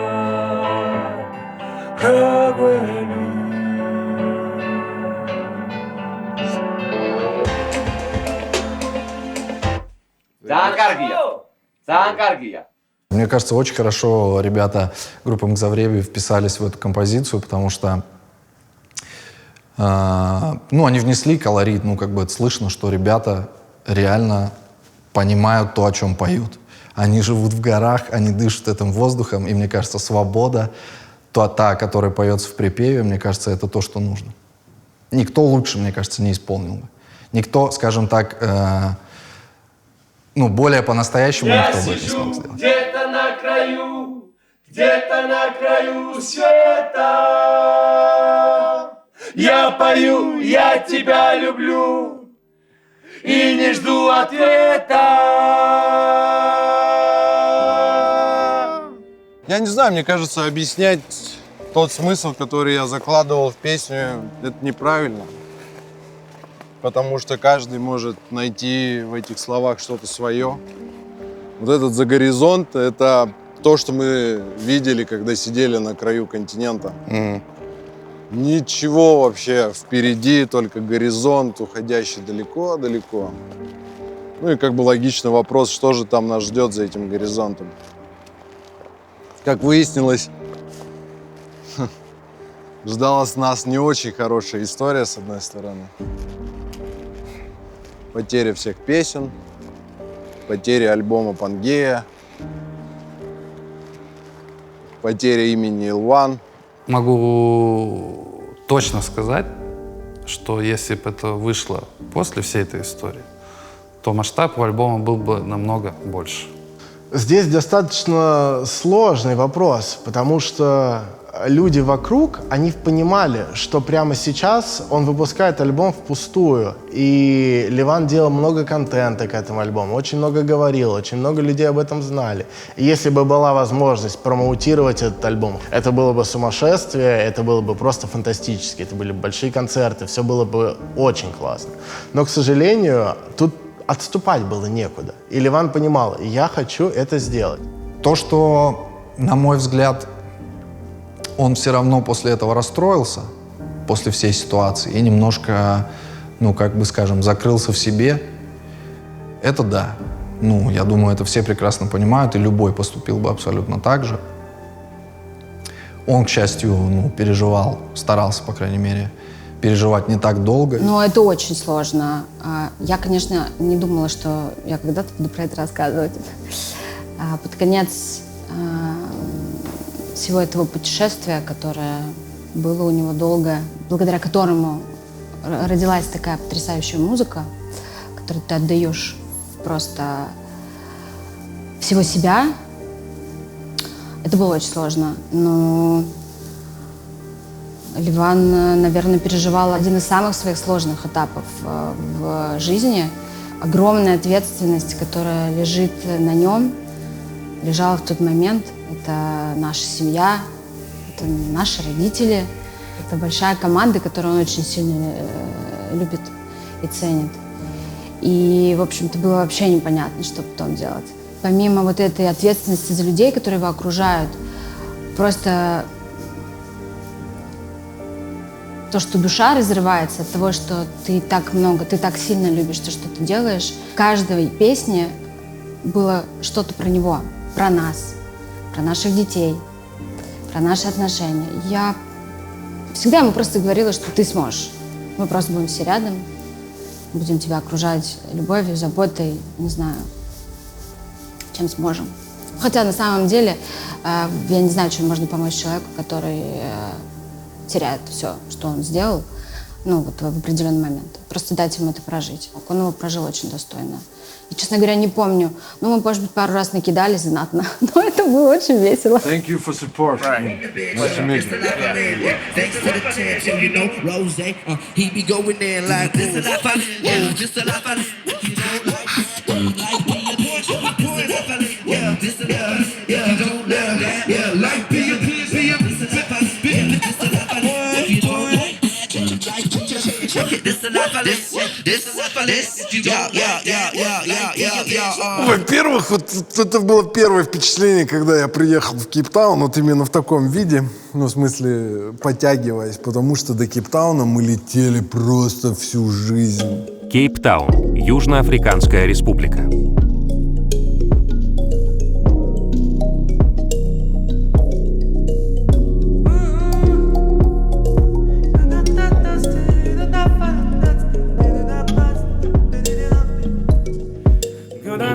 Please remain seated with your seatbelts fastened until the seatbelt sign has been turned off. Два самолета. Please ensure that you have all Интересно your посчитать, personal сколько belongings тысяч with миль you as you leave the aircraft. с одного края света на Also другой край remember света. that smoking is only permitted in designated Самое areas. вдохновляющее, что произошло, это, наверное, в Африке. В Кейптауне, в ЮАР. Для поездки в Кейптаун мы искали гида по всему миру. Русскоговорящую, естественно. Нашли гида в Кейптауне, женщину. В общем, она с момента того, как мы прилетели, начала сразу нас кошмарить. Сюда не ходите, туда не ходите, здесь апартеид. Белых не любят. Мы жили в центре Кейптауна, в гостинице, рядом с районом Бокап. Цветные домики такие. И нам сказали, из гостиницы не выходите направо, вот в этот район. А если на вас направили нож, отдавайте все, что есть. У вас камера, вас убьют. У вас телефон, вас убьют. Все отдавайте. Сразу отдавайте. И непонятно, что делать. Мы с камерой приехали снимать и клип, и студию. Ну, как мы везде были. И мы пришли, зашли в отель, сели в лобби и... Что делать? 3 взрослых мужика. Ну, не которые не жили в розовой клетке какой-то, которые, в принципе, ну, могут за себя постоять. Ну, с опаской сначала. Мы приехали, нас отвезли в гостиницу, мы смотрели по сторонам. У тебя с одной стороны красивое море, а с другой стороны, ну, в принципе, трущобы, пока ты не въехал в центр. А в городе, да, конечно, ты чувствуешь себя немного неуютно. Взгляды. Ну, не знаю, я бы там жить точно не смог. Хотя при всей красоте природы не смог. Кейптаун достаточно красивый город, несмотря на то, что нас так сильно накачали, что реально было стрёмно ходить по городу. Плюс ко всему, в первый же день, по-моему, мы приехали в гостиницу, и нам она предложила культурное мероприятие. Это посещение района, который назывался Вудсток, если мне не изменяет память. На этот район приезжают художники со всего мира и оставляют муралы по всему району. Каждый в своей стилистике. Не просто какие-то там буквы, граффити, а реально большие-большие картины черного льва или зебры. Ну, или не обязательно животных, вообще чего угодно. Она взяла еще одного гида местного. Захарио. Захарий говорит, давайте зайдем вот сюда, во двор. А со стороны совершенно ничего примечательного. Обычный какой-то двор. Ну ладно. Заходим, а внутри все расписано в муралах, все стены в граффити, все оформлено. Ну то есть ты чувствуешь, что здесь настоящее искусство творится, и люди выражаются как хотят совершенно. Хотя со стороны абсолютно не скажешь, что вот это в этом месте есть что-то подобное. Уезжая из этого района, нагулявшись под дождем, там, испугавшись пару раз людей, которые к нам подходили и что-то хотели от нас там, и так далее. Мы, значит, садимся в этот Мерседес, она садится за руль, правостороннее движение, и она так неуверенно и страшно начинает водить, что это был последний. И я говорю, Ярик, я завтра с ней никуда не поеду. Да, и во второй день у нас получилось посмотреть не архитектуру, а именно природу. Потому что, в Австралии мы тоже смогли, кстати, зацепить какую-то природу, когда поехали на маяк, как вот природа этой Австралии, хоть немножко. И здесь вот мы увидели эту африканскую саванну, эти интересные деревья, пространство. Мы, когда приехали в Кейптаун, то есть был такой ресерч проводили, где классные места, чтобы снять клип. Мы же снимали клип «Весь мир для нас» на протяжении всего. Мы искали какие-то классные места, где можно подснять кусочек из ЮАР. И нашли в интернете буквально картинку, где стоят несколько домиков разноцветных на берегу океана. И сразу же, да, поехали на рассвете. И я отлично помню момент, как я ходил с колонкой, с сумкой, с кучей оборудования. Стас снимал. Ну, мы приехали на пляж, чтобы сделать с утра кадры. Был рассвет, все классно. Я с камерой, с стадикамом. В один момент просто, типа, Ливан начинает бежать. А мне нужен звук. Я кричу: Ярик, давай беги. Ярик за мной бежит. Я поворачиваю на Ливана камеру. Ярик там в бок. И я вот с кучей оборудования вот так бежал за Стасом, чтобы не попасть в кадр, но при этом, чтобы Ливан слышал музыку, попадал липсингом в слова и вот как-то при этом все удержать. Но получилось очень классно, очень красиво, на берегу, а там еще водичка, чтобы тебя не смыло. Ну, было здорово. Побывали на пляже, побывали в месте, куда приплывают из Антарктиды пингвины, и они там купаются и живут. Увидели, собственно, пингвинов, очень смешные создания, поугорали и поехали на мыс Доброй Надежды. Это была, такой краеугольной точкой нашего путешествия именно в Кейптауне. Место, где сталкиваются два океана, место колоссальной энергии, чумовейших видов. Когда туда ехали, ты понимаешь, насколько это большое значение имеет в целом для географии. Вспоминаешь, как там португальские путешественники Васко да Гама открывали путь в Индию морской. Ты понимаешь, насколько для них было это значимо. И мы с Доброй Надежды, когда они понимали, что если его обогнуть, то там уже спокойное море, ты доплывешь. То есть исторический подтекст был очень серьезный в этом месте. Когда мы ехали в Африку, у меня было бешеное желание.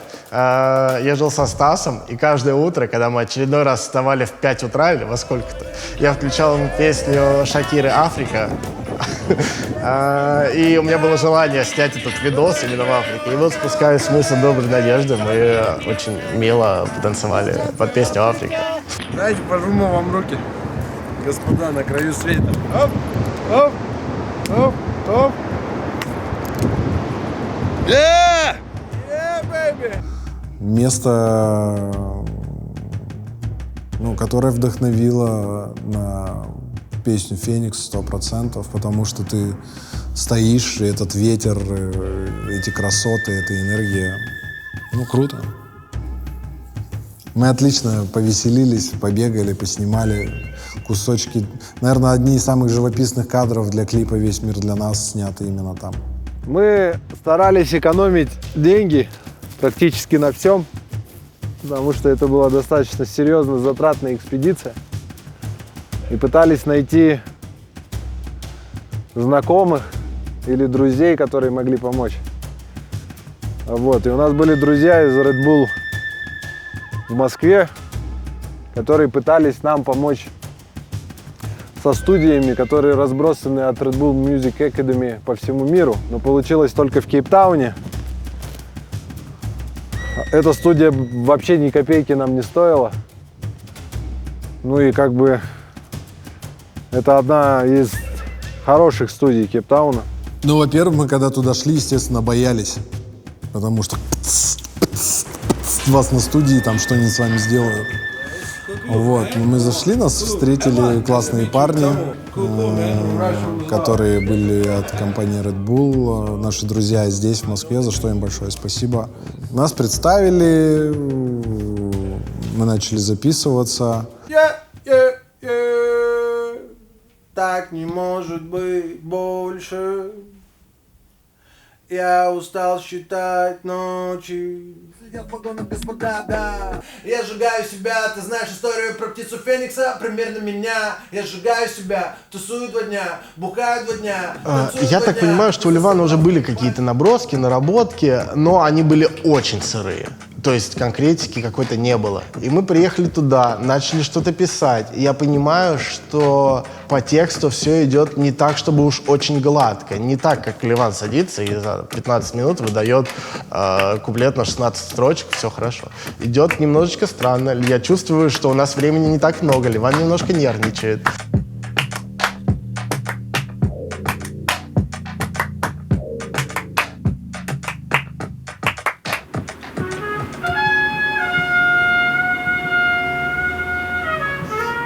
Пока я сидел, писал песню на музыку, услышал, как в соседней студии, ну, как бы это комплекс, опять же, в соседней рубке кто-то писал трубу. Я говорю, а вы знаете, кто это?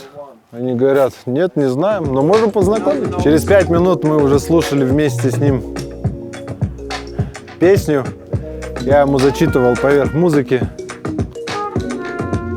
И он говорит, окей, я только сейчас закончу свою запись и вернусь обратно.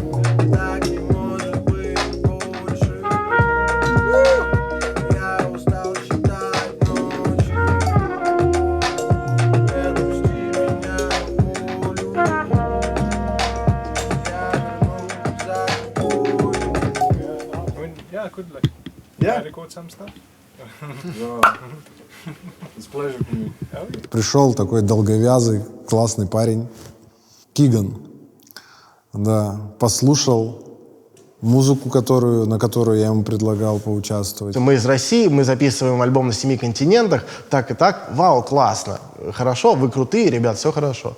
Ливан говорит, а можешь как-то, может быть, сыграть, попробуй, может быть, ты как-то сюда впишешься. И вот раз, два, 3 тейка, и Ливан чувствует, что вот оно, вот оно.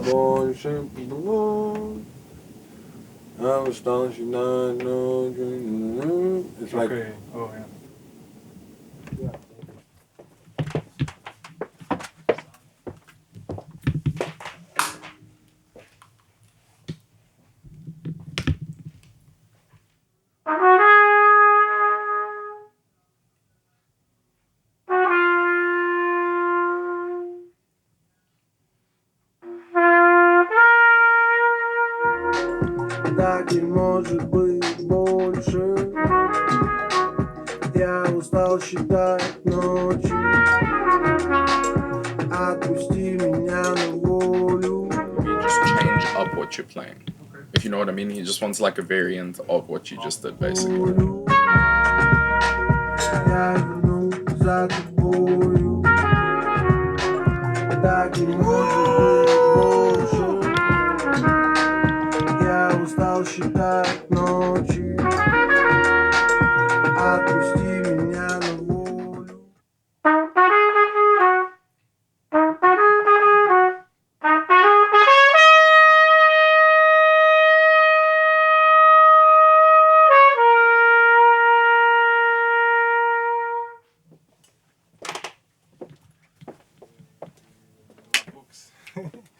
Rash is most wanted. Even this one too, striker. Zuba. Yeah, his control is just like here. Yeah, he just melts in his chest. Yeah, he's crazy. Thanks, bro. Nice meeting you, William Cup, bro. Yeah. Amazing event tonight. Oh. Yeah. Thank you, everyone. Good to see you. Да, и мы записали. Пытались писать еще гитару с звукоинженером, который там с нами остался работать, но что-то как-то не очень вышло. Не очень получилось, гитарку мы убрали. А песня получилась на загляденье. И по итогу мы нащупали и записали этого трубача, который тоже абсолютно случайно появился, как и Кавай-сан в Японии. Абсолютно случайно, но очень органично вписался, он был рад. Класс, ребят, давайте я поучаствую, это супер для меня. Я видел эмоции Ливана, я видел эмоции Ярослава. Я видел по ним, что вот, типа, сработало опять, как, я знаю, у них было в Японии. Вот та ниточка, тот концепт, который есть в Пангее, добавить колорита в каждый трек с каждой стороны, в которую он приезжает, все цепочки, все нити связались, но оставалась одна лишь деталь, которая уже была дописана в Москве. Слушай, кто-то озвучил, когда появилась песня «Феникс», припев сам исполнял Ливан. И я ему говорю, кто-то нужен на припев, потому что припев очень красивый, очень красивые слова, очень красивая мелодия, но кто-то нужен, кто споет его классно. Мне кажется, я озвучил. Я сказал, Леонид Агутин, это бомба, давай делать. Собственно, я когда придумал этот припев, это то же самое, да, ну, как бы певец из меня как бы так себе. Вот. Но когда я придумываю припевы, я иногда слышу тех артистов, которые могут его классно спеть.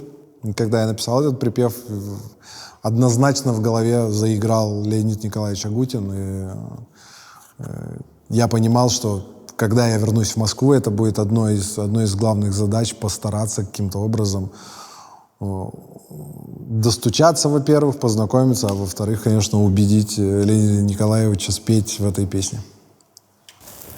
Но, естественно, где я, где Леонид Николаевич. И как-то это оставил, но если мне не изменяет память, Илья Андреевич меня начал подначивать. Говорит, давай, сейчас найдем контакты, сейчас все сделаем. Мы познакомились очень просто по телефону.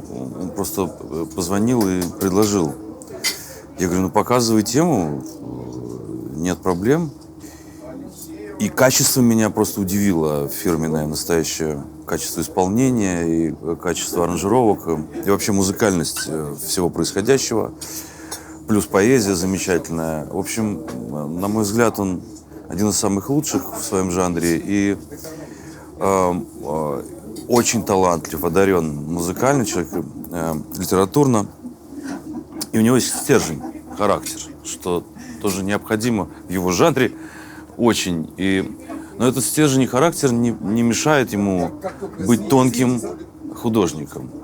Вот эта брутальность не мешает ему быть воспитанным человеком и профессиональным. «Феникс», скажу, что это мой, по-моему, единственный случай, когда я ни во что не вмешивался, в смысле, я там ничего не сочинил и не написал. Это все полностью был мне прям показан проект, который я исполнил. Более того, я хотел как-то спеть по-другому, потому что мне казалось, что внутри этого материала должен быть как-то голос звучать помужественнее. Вот. Иван меня говорит, я вас очень прошу, Леонид, нам нужен именно Агутин, вот тот, который вот классический, как было там в 90-х, такой голос. Вот, сделайте нам. Я доверился абсолютно и не жалею об этом совершенно, потому что результат показал, что эту песню восприняла молодежь и очень хорошо. И мне очень импонирует этот проект вообще. Этот артист, автор, музыкант, певец. Кстати, сам он очень хорошо поет, у него достаточное количество голоса, сколько нужно, такого авторского. И он такой с надрывом получается, и он плотный, хороший тембр, у него такой широкий. Идеальный солдат для меня, все на месте, все в нем есть, все хорошо. И я надеюсь, что мы когда-нибудь сделаем что-нибудь еще. Я думаю, что Кейптаун, да, Токио — это одни из самых важных географических точек этого проекта, потому что они оказывают на тебя неизгладимое впечатление. Каждый по-своему, каждый своим, но очень круто. Прям вообще очень круто. Сантьяго, Чили.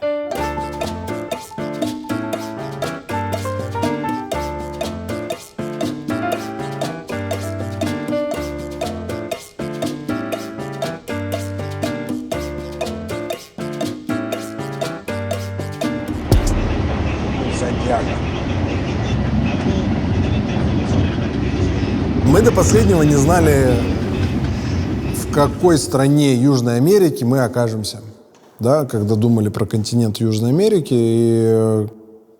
Но в целом все мы прекрасно понимаем, как может звучать южноамериканская музыка. Бразильская, чилийская, не знаю, колумбийская и так далее. Там везде где-то присутствует плюс-минус похожий, одинаковый мотив, который к рэпу, конечно, вообще не имеет никакого отношения. Его тяжело интегрировать, но у нас, по-моему, классно получилось Сама по себе песня и настроение — это такой грустный гитарист в какой-то забегаловке чилийской, который сидит, но поет очень-очень веселую песню. Сантьяго-де-Чили находится есть горы Анды, которые окружают Сантьяго-де-Чили. Из-за того, что горы вокруг, они не пропускают ветра, в городе практически нет ветра, и весь смог, он как шапка висит над городом. То есть там не очень хорошая экология, и ты прям видишь эту шапку смога. Сантьяго-де-Чили местами напоминает прям Париж. С балкончиками, с архитектурой, с великолепными зелеными деревьями и улицами. Очень много мопедов, как и в Париже, движения. Очень улыбчивые люди, абсолютно другие. Город крутейших теней. Я сделал классные фотографии там. Опять же, вот эта южноамериканская культура. В Сантьяго-де-Чили есть гора, и на этой горе стоит маленький замок, в котором раньше жил мэр этого города, соответственно. И это такой исторический объект. Мы поднимались на него, снимали там что-то для клипа, просто наблюдали. Это такой сад с замком, очень интересный. Вот так выглядит Сантьяго-де-Чили. Вот так сидишь, а вокруг тебя Анды. И ветра поэтому практически нет. Я так предполагаю, что город окружен вообще со всех сторон холмами, горами. Южная Америка, проект Пангея. Едем на студию. Почему-то вместо нормальной машины к нам приехал. Наверное, думаю, что он сможет. Короче, студия находится на холме. Одна из самых лучших студий — это была Сантьяго-де-Чили. Почему? Колорит, во-первых. Да? Если мы говорим про Quad Records в Нью-Йорке с окном на Таймс-сквер, то студия в Сантьяго-де-Чили — это не совсем студия в Сантьяго-де-Чили, это как в Москве и в Подмосковье. Мы очень долго ехали куда-то из города и приехали на ранчо, гигантское ранчо, великолепные горизонты, 2 домика, в одном студии, в другом можно жить, бассейн, классный дядька, который встречает тебя на студии, интересуется тем, кто ты, откуда, что-то знает про Россию, и впечатление крутейшее.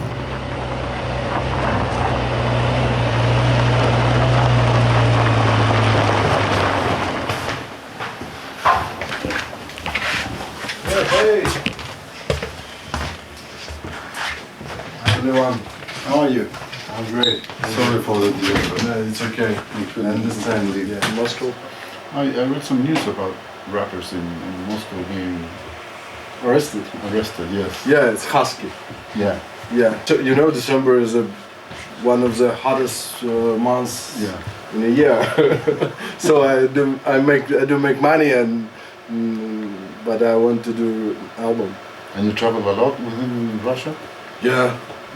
I think not everywhere in Russia, but like 90%. I have some music tours in Europe, in USA. I start in January because I have a tour in USA. Yeah, New York, Chicago, New York, Philadelphia, Chicago, Miami, San Francisco, LA. I was in 3 studios in New York, in Miami, and in Los Angeles. And after I'm going to London to Metropolis. You know Metropolis? Yeah, well, yeah. So it's a plus for this project because I know like your studio in Santiago, Los Angeles. Yeah. And you're going to record vocals here? Yeah, but first of all, I need to write some hooks or verse because I have only idea and music. Да, мы очень долго в Сантьяго-де-Чили искали, во-первых, студию и нашли великолепную студию только недалеко от города, это было ранчо. Но когда мы выполнили эту задачу, появилась другая, нужно было найти звукоинженера, который говорит по-английски. И он был единственный. И нам повезло, что он вернулся из Лос-Анджелеса в Сантьяго и был в Сантьяго. И согласился с нами поработать. А он в свое время писал альбом вместе с Мак Миллером, который писал свой альбом «Swimming» или какую-то его часть на этой же студии и жил прямо там, потому что там ранчо из 2 домов. В одном живешь, в другом великолепная большая студия. И, кстати говоря, этот звукоинженер рассказывал потом историю, как они писали одну песню. И Мак был очень сильно вдохновлен, но не мог придумать название для этой песни. И говорит: слушай, ну давай на латинское какое-нибудь слово, как это можно назвать? И он просто говорит: я первое, что мне пришло в голову, потому что песня была отличная, Мак был замечательный. И он говорит: перфекто. Try something different. Yeah. From the Neumanns, you know, there's the NS tense. Yeah, we can try. Yeah. Should we try that? Yeah.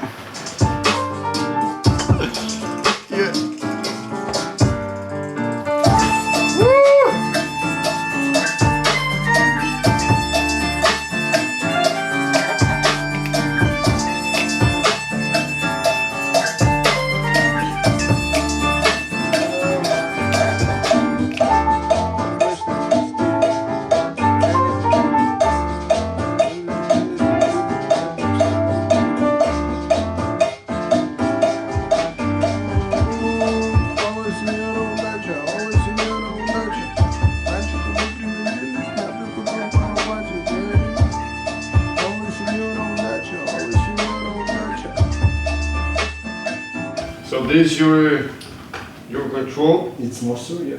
Yeah, it's a master, and I'm gonna send the music here. Во-во-во-во! Деньги не лишние, знаю, как и хорошие люди. Рядом красивая дама, и главное, что она меня любит. Да ладно, отбрось тут понты, однажды все мы там будем. Ола, сеньора, удача, ола, сеньора, удача. Хотелось бы новую тачку, но хватает на вкладыши жвачки. Ола, сеньора, удача, ола, сеньора, удача. Песня «Удача», которую Лёва писал в Чили. Ну, тут было все понятно, как бы латиноамериканская музыка. Я не, скажу честно, мы не сильно погрузились конкретно в Чили, в музыку Чили. Это сделал Лёва уже непосредственно на месте. Мы написали, ну, как бы латиноамериканский такой хук. Ну, не хук, а, я не знаю, мелодию, я не знаю, как это назвать правильно. В общем, стандартную, как бы, латиноамериканскую историю, которая, ну, мне кажется, на тот момент очень актуально звучала в рамках вот хип-хопа. И тут вообще вопросов не было, как бы. Никто не сомневался, это было сделано, да, точно так, точно так, точно так, легко. В общем, это было сделано легко. Это было сделано легко. Лёва поехал в Чили, и там, точно всех этих историй не помню, но какой-то достаточно, по-моему, известный гитарист из Чили. Я позвал гитариста в эту песню, потому что после фильмов «Коко», «История Коко» там, и каких-то моих музыкальных впечатлениях о их культуре, я считал, что по-любому нам нужен гитарист. Вот тут по-любому, ну, особенно после Токио, где у нас пел кто-то на японском языке, да, там тут клавиши в Лондоне, рояль и так далее. Хотелось привнести какого-то колорита, и я решил, что это должен быть именно человек, который всегда играет эту музыку, вырос в этой стране и имеет культурный код, который может дать окрас этой песне. That's like the classic Chilean, like tropical kind of guitar. But maybe you're not going after that. You know, there's also like the Latin kind of like that goes away from the Chilean. It's more Latin, more, you know, more standard for a way of saying. Guillermo told me that he found a guy. Yeah. Gonzalo Cordero, his name is, and he's like he basically can do all different styles, you know. He can do what I just show you, more like the Latin jazz kind of vibe. So he's more versatile, you know, than the guy that I was thinking. Оттянулся местный гитарист. Мы сейчас будем дальше придумывать. That sound. That sound? Yeah. You like that? Yeah, like the reverb is good. Yeah, the nice sound. Пригодились мятых купюр, пару пачек, эй. Ола, сеньора, удачи. Хотелось бы новую тачку, но хватает на вкладыши жвачек. Ола, сеньора, удачи.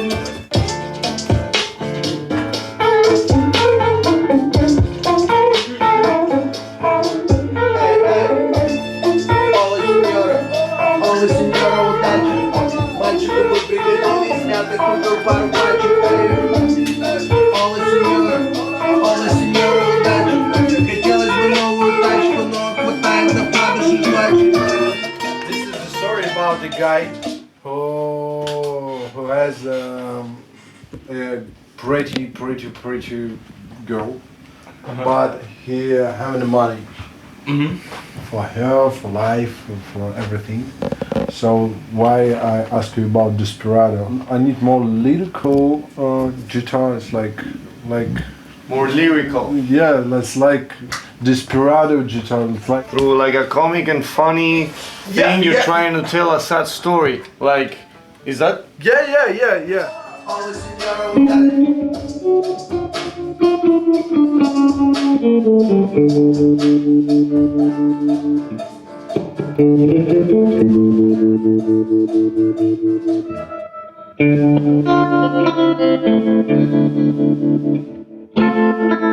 И он сыграл свою партию.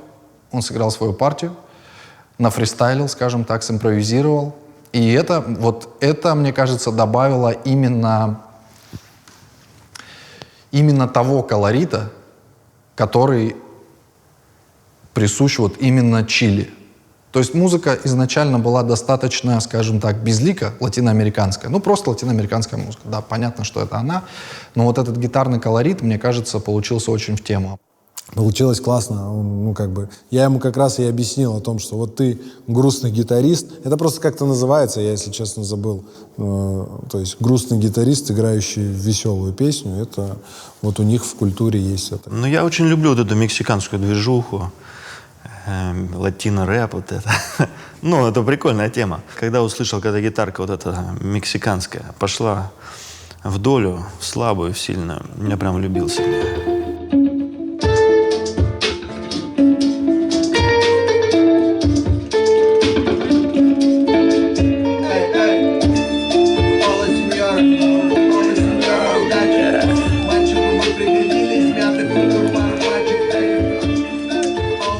Даже не знаю, что сказать.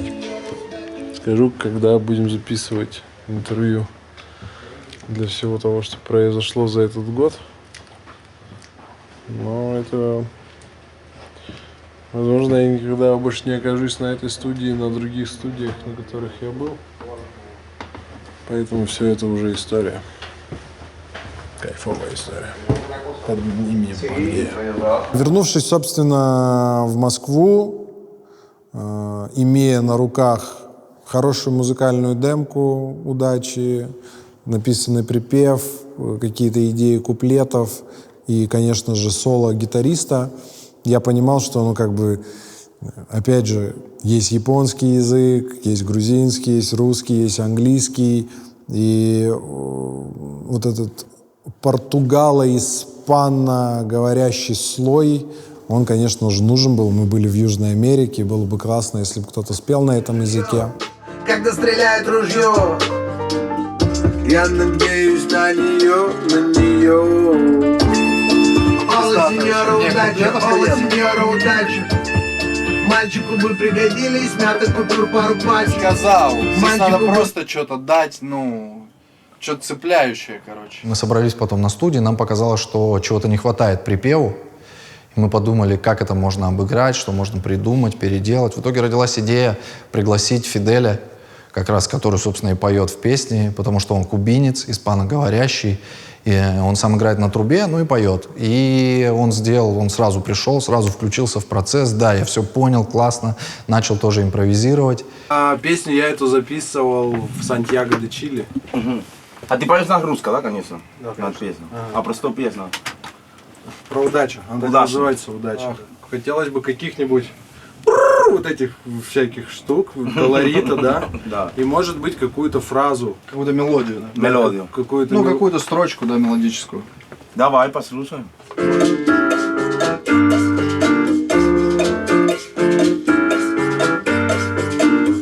Когда на кармане ноль, когда ноль, когда ветер ледяной, ледяной, когда еще молодой, молодой, я надеюсь на нее. Но сеньора звучит клево, потому что это интернациональные слова, все знают, да.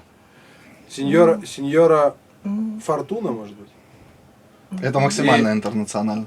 И это, мне кажется, будет звучать интересно. Hola, hola, señora Dash. Besame, ven a mí, mi fortuna. Самый крутый момент, magic, да? Момент, это когда просто ты приходишь на студию, и пока как-то ничего, ну а потом вот такая идея происходит, и вот такой, это такой момент, такой удивительный, который на студию всегда, это вот со 100 трек находится. А так, с Рэгуам работа была очень круто, потому что на самом деле он очень талантливый человек, я считаю. Очень талантливый, очень музыкальный, он очень чувствует и что он хочет, вот именно, это очень важно.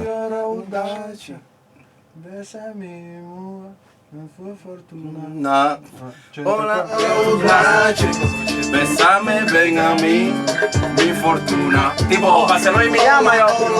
Señora удачи, besame, ven a mí, mi fortuna. Señora удачи. Дай записывай. Супер, музыку добавляю, скажешь, как будет достаточно. Ага. Besame, ven a mí, mi fortuna. Besame, ven a mí, mi fortuna. Вообще все легко прошло. Там буквально час-два, и у нас готов припев, который в итоге вошел в песню. Слушай, у меня эмоции была, во-первых, неожиданность, что меня как-то предлагали, да? А второе, как-то, круто. Давайте попробуем как-то. Мне кажется, очень классно получилось. Можно попробовать построить наоборот от... Я до сих пор не выучил. Ми фортуна. На второй час? На первую часть. На первую часть, да? К примеру. Очень классный трек. Смотри, я могу сказать, te doy mi suerte, это значит, я тебе даю мою удачно, я тебе даю мою фортуна. Suerte, suerte, suerte. Besame, ven a mí, mi fortuna. Hola, hola, señora удачи. Besame, ven a mí, mi fortuna. Hola, hola, señora удачи. Besame, ven a mí, mi fortuna.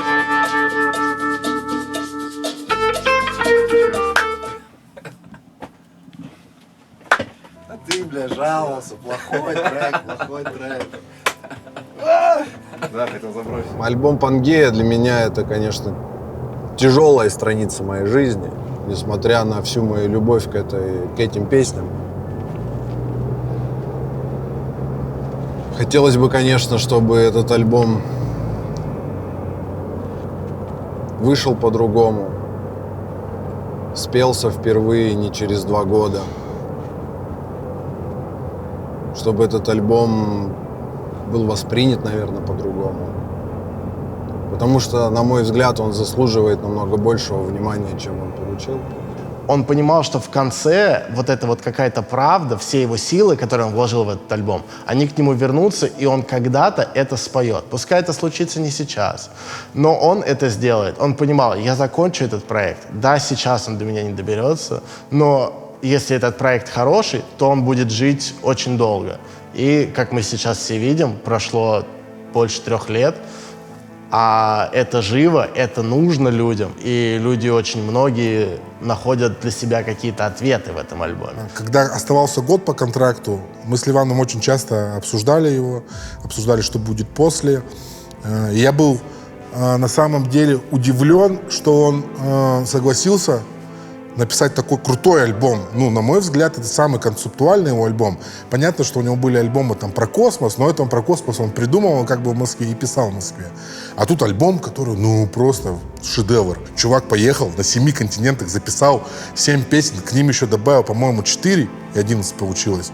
И получился очень классный альбом, как по мне, который в итоге вообще никому не нужен был, потому что он выпустил его, и у него там буквально через неделю или через 2 закончился контракт, этот альбом не пушился, на этот альбом не снимались клипы, кроме того клипа по счастливой случайности, что ты все снимал в этом путешествии в Америке, и вы успели еще объездить 2 или 3 страны. Выпустили этот классный клип, но по итогу классная песня с «Феникс», классная песня «Удача» с Чили, просто бомбическая.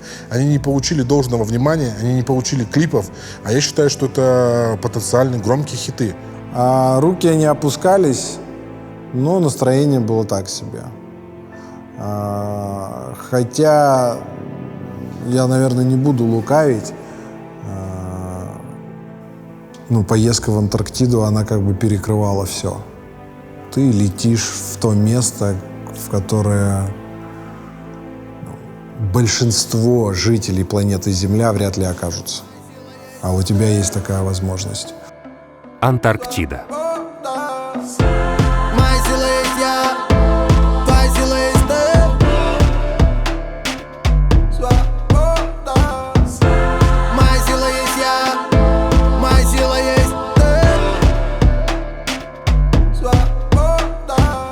Когда я узнал, что...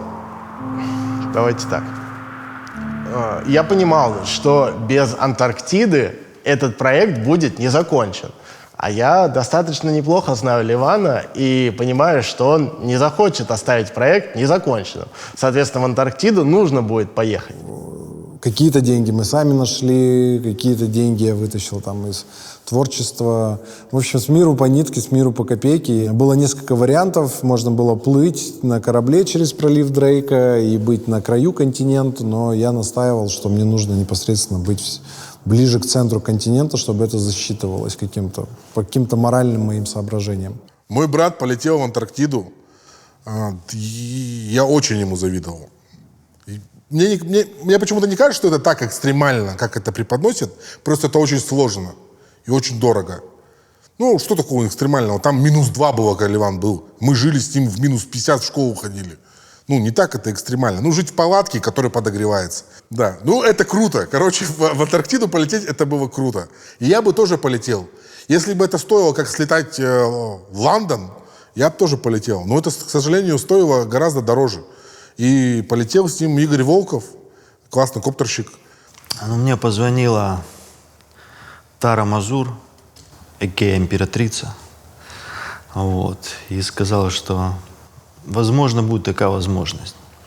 Ну, как бы я когда это услышал, конечно, был приятно удивлен. Думаю, было бы круто во все это ввязаться. Вот, и когда это все получилось, это было, был счастлив. Я думал, это взрыв. Это что-то новенькое такое сейчас стрельнет по-любому. Тем более в России это, кто такое делал? В Пунта-Арена случился первый факап, потому что это не профессиональный аэропорт в Антарктиде, и там всегда посадка и взлет зависят от погоды, которая там разыгрывается. Каково было мое жуткое разочарование, когда на пути в аэропорт нас развернули и вернули обратно в гостиницу, сказали, что сегодня вы никуда не полетите. Контракт этой путевки говорил о том, что если ты не улетаешь туда, у тебя есть 2 ночи, 3 дня в Антарктиде за ту сумму, за которую мы заплатили, и если ты туда не улетаешь, то этот день не восполняется. То есть, по сути, я понимал, что мы прилетаем, у нас есть день, ночь, вместо 3 ночи 2 оставалось. То есть совсем мало. Мы полетели, на самолете с русскоязычным экипажем. Грузовой самолет с, не знаю, там типа 6 рядов, и сзади 6 рядов огромный грузовик, накрытый тентом, который летит вот так в самолете рядом с тобой. Просто гигантский грузовик. Ну, то, что туда везет Ил-76, российско-украинские пилоты, то, что мы садимся на ледник, ну, необычно, то есть я такого еще не встречал. И вот прям Антарктида, это прям была такая, ну, избранное место, и очень рад судьбе, что там 2 раза аж побывал.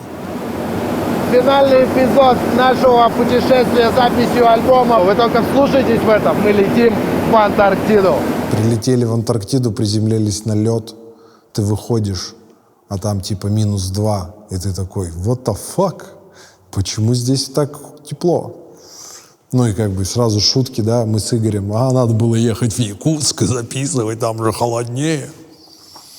Но солнце такое яркое, и как бы ты в Антарктиде. Ну, ты вот с такими глазами ходишь, все это впитываешь. Вы начинаете думать, ну, как мы, я, Игорь и Роб. Нам представили гида личного, вот, который нас возил, помогал нас, охранял, следил за нами, когда мы проваливались под лед или еще что-то. Роб, да. Роб крутой чувак. Он показал нам прям крутые места. И круто, что мы были там втроем, по-моему. Никого больше не было, потому что до этого в экспедиции мы ходили там толпой 15 человек. Не понимаешь вообще, что происходит. Куда-то все разбредаются. Потом нам какие-то дорожки туда-сюда ходить. А с Робом мы прям кайфанули. До сих пор не могу поверить в то, что еду по Антарктиде.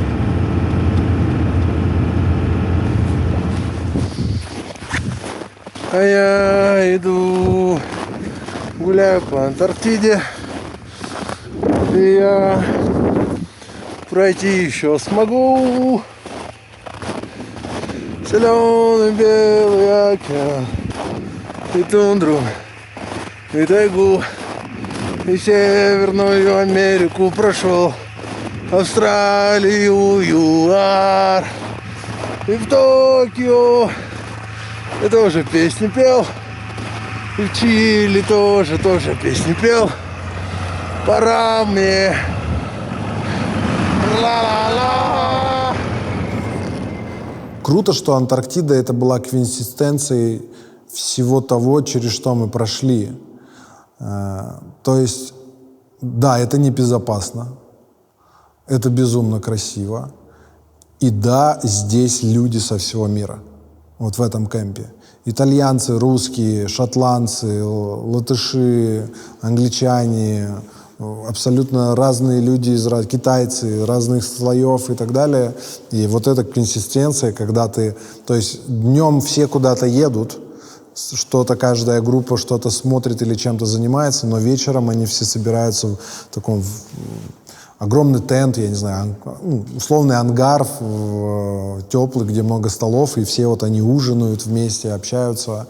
И это было, наверное, круто, что Антарктида была не первая, а именно вот как-то финализировала всю эту историю именно там.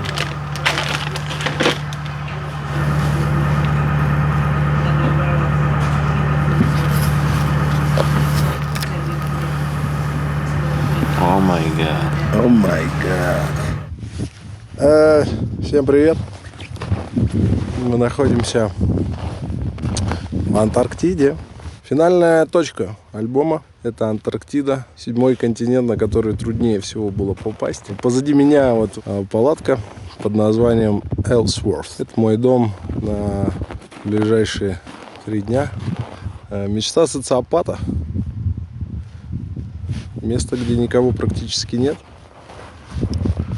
И очень тихо. До конца не понимали, как мы можем это записывать. Я даже думал, что, возможно, мы будем записывать эту песню прямо на улице. Я, значит, повез туда карту, ноутбук. Нам повезло, нам дали контейнер, теплый контейнер, который обычно используется в этом лагере для съемочных групп, для исследователей, для каких-то экспериментов. Там был обогреватель, и оттуда совсем не хотелось уходить в холодную палатку, но запрещено было спать здесь. Да, он попросил какую-то бутовочку, потому что в палатке ветер, наверное, мешал.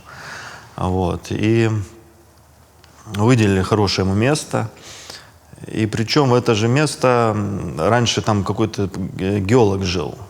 Мы его назвали Клещом, потому что был похож на клеща. Вот. И он чуть-чуть был недоволен, что мы как бы к нему тогда, в логово к нему пришли. Ну, я считаю, ну, как бы ему дали хорошее место, хорошую студию в Антарктиде. Дорогого стоит.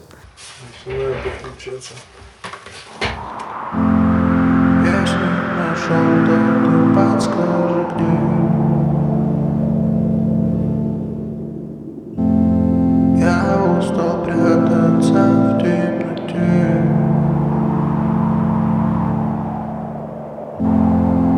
Если нашел, то ты подскажи мне.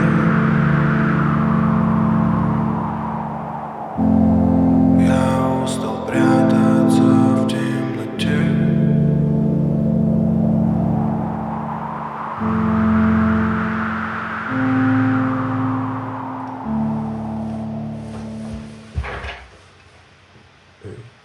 Пустота, грустно так, и пускай эта ночь так темна, ты храни, что внутри. Ну, песня «Свобода», конечно, связана с окончанием моего контракта, но это не главная причина. Наверное, свобода больше как жизненное обстоятельство, как преодоление всех тех испытаний, как открытие в себе себя, как открытие чего-то нового в этом мире. Но это что-то очень большое. Понимание того, что это не конец. Что то, что произошло в Олимпийском, или то, что произойдет дальше, я понимал, что, скорее всего, ну, как бы, опять же, будет все фатально, что это все равно не конец, и как бы это не... что это возможность продолжать. Ну, песня «Свобода» как бы это выход из темного состояния вот в это яркое антарктидское солнце. Такой крутой ледник, там восхождение, типа альпинистские восхождения на ледник с такими ледорубами. Вот. И там что-то, да, Лева говорит, подсними меня. И я подснимал его нормально, кстати. И потом он говорит, а где дрон? Ну, расстроенный пришел, говорит, дрона нет в воздухе. А мы говорим, да дрон погиб. Как говорится, shit happens.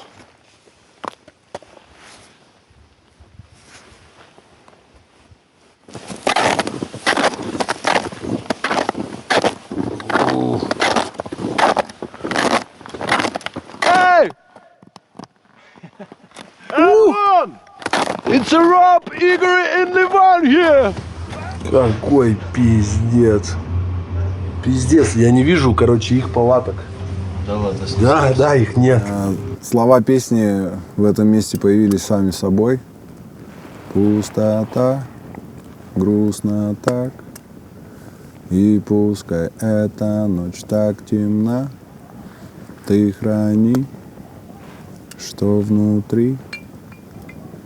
Пусть ты ответы не смог найти. Твоя сила есть ты, и внутри темноты можно все изменить. Можно все изменить, вот смотри. Наша сила в любви, моя сила есть я, твоя сила есть ты. Пустота, грустно так, и пускай эта ночь так темна, ты храни, что внутри. Пусть ты ответы не смог. Такая ледяная сказка, абсолютно не похожая ни на что. В Антарктиде в это время лето. Даже когда ты в 3 часа, в 4 часа ночи возвращаешься из контейнера в палатку свою, ты идешь при ярком солнце и абсолютно не понимаешь, ну, утро сейчас, день, ночь, какое время суток. Потому что в палатке был просто какой-то кромешный адок, особенно в первую ночь. Я человек впечатлительный, значит, захожу в эту палатку, там была какая-то некая подобие кровати, раскладушка. Я надел на себя, мне кажется, всю одежду, которую можно, и залез еще в 2 спальных мешка. И когда там спустя 3 часа ночи моего сна я проснулся в воде, потому что я весь вспотел. Сейчас на часах 1:11. Как вы видите, темнотой не пахнет. И более того, прямо сейчас на улице минус 16 градусов. Ну, как бы и в палатке, походу, тоже. Вот у меня есть такой спальный мешок. Чувствую, я сегодня в спальный мешок залезу вот в этом, вот так вот, и буду спать. Ну, сначала шок, что ты живешь в палатке. Но так как там все время день, и как бы, ну, палатка прогревается довольно хорошо, там теплый пол, довольно жесткие кровати, и, в принципе, не было никаких проблем. Крутая очень столовая, где есть все виды еды, там, все виды фруктов, зелени, овощей. То есть с бытом вообще не было проблем. Мылись мы как? Топили снег или лед. На самом деле песня долго не писалась, но было стойкое желание написать что-то про свободу, потому что, ну, на мой взгляд, это одно из тех самых мест, где ты максимально ощущаешь это прекрасное чувство. На все 360 градусов, куда ни посмотришь, нескончаемая линия горизонта, все белым-бело. Классно. Что, пошел 4-й день в Антарктиде. Я принял душ.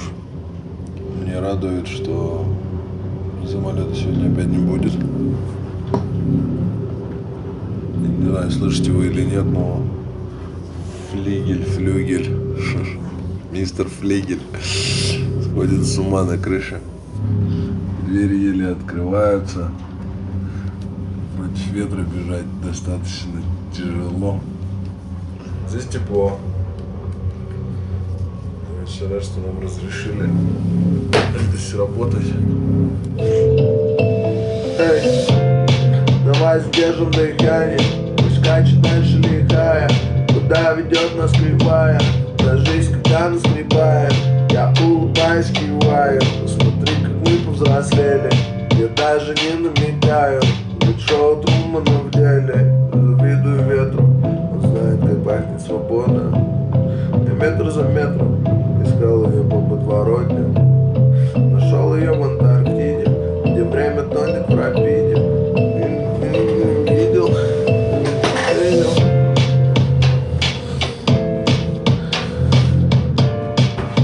So at the minute, they want to leave Punta at 11.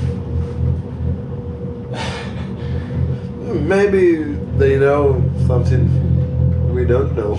So the limit for landing is like 35 knots. Because as long as it's blowing like this, yeah. You know, and they can land through the Yeah. tip. It's blowing like this, and they can't land.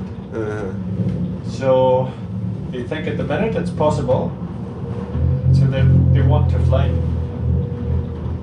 Вот, самолет собирается вылететь и лететь. Я раньше ее не видел.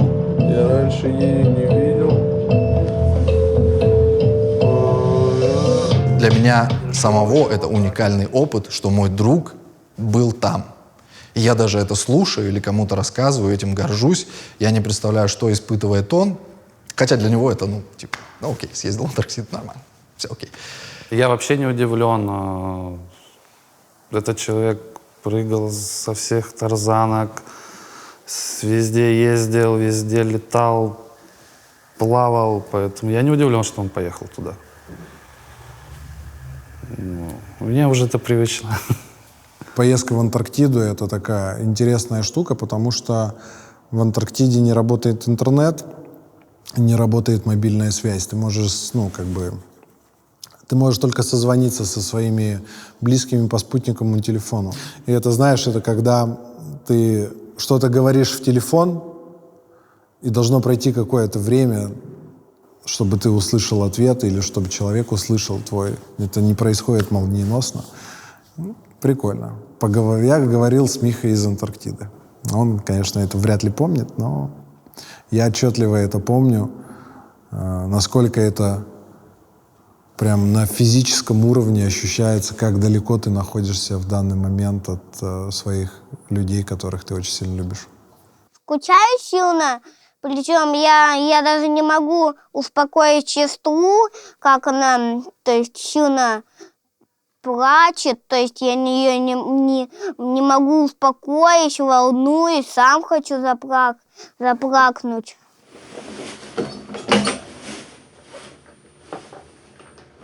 Алло, привет, а где вы, что? Алло. А, я понял. А Мишка рядом? Дашь ему трубку? Привет, сына, привет, супергерой. Я скоро уже буду вылетать обратно. Очень скучаю по тебе. Привет тебе из Антарктиды. Я буду единственным, наверное, российским баскетболистом в настоящем или в прошлом, кто играет в баскетбол в Антарктиде. Special for Андрей Кириленко. Special for my brother Mer.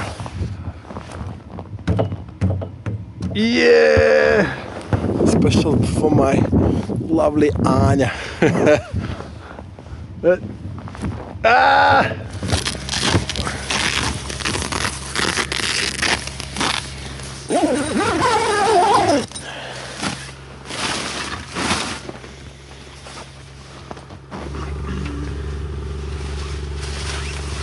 Альбом Пангея. Позади Северная Америка. Европа один.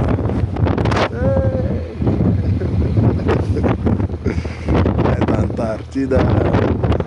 Но здесь было очень много людей из разных точек мира, из разных точек планеты. Большое спасибо тем, кто помог мне оказаться здесь, помог мне почувствовать, что тут такое называется Антарктида, и в конце концов реализовать мой проект Пангея. Всех обнимаю, каждому слушателю, кто будет слушать Пангею, большой респект и привет. Это было легендарное путешествие. 7 континентов, 7 песен. Альбом Пангея. Обнял. Пока. По-моему, если я не ошибаюсь, мы ее практически не доделывали. То есть там в начале песни, когда мы поняли, что эта песня подходит в лед, в холод, мы добавили туда, скажем так, шум ветра в начало, во вступление песни. Это звучит аналоговый синтезатор, просто шум. Мы там руками его крутили, потратили на это, помню, кучу времени, чтобы добиться идеального ветра.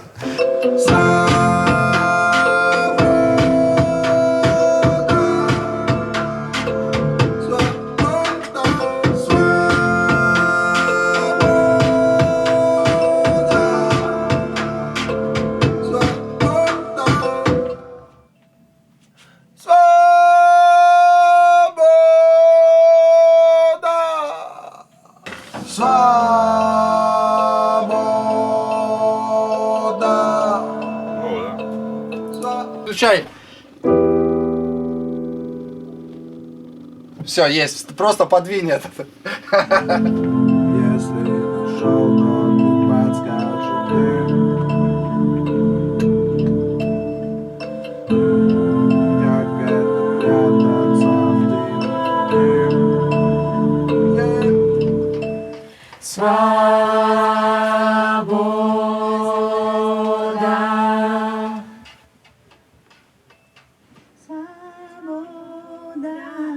Во, да. Я привез кучу материала, и мы это все допиливали и доделывали уже здесь. Дописывали хоры, дописывали какие-то инструменты, дописывали там Фиделя, в какую-то песню скрипки, в какой-то контрик.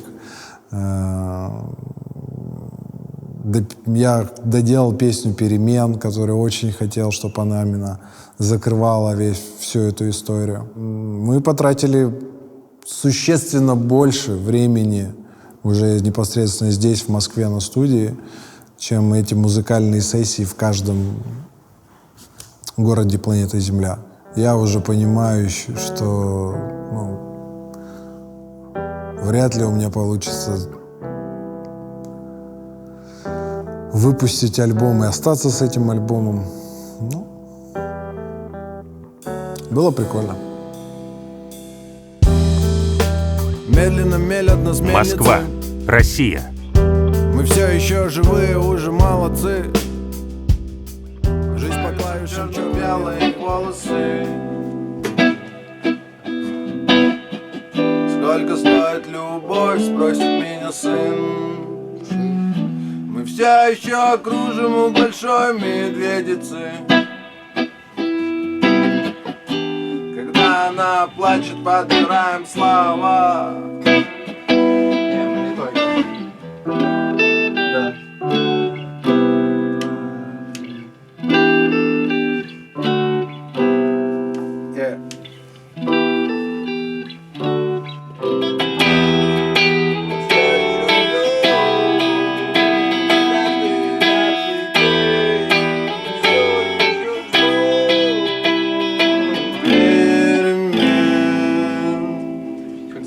Прикольно.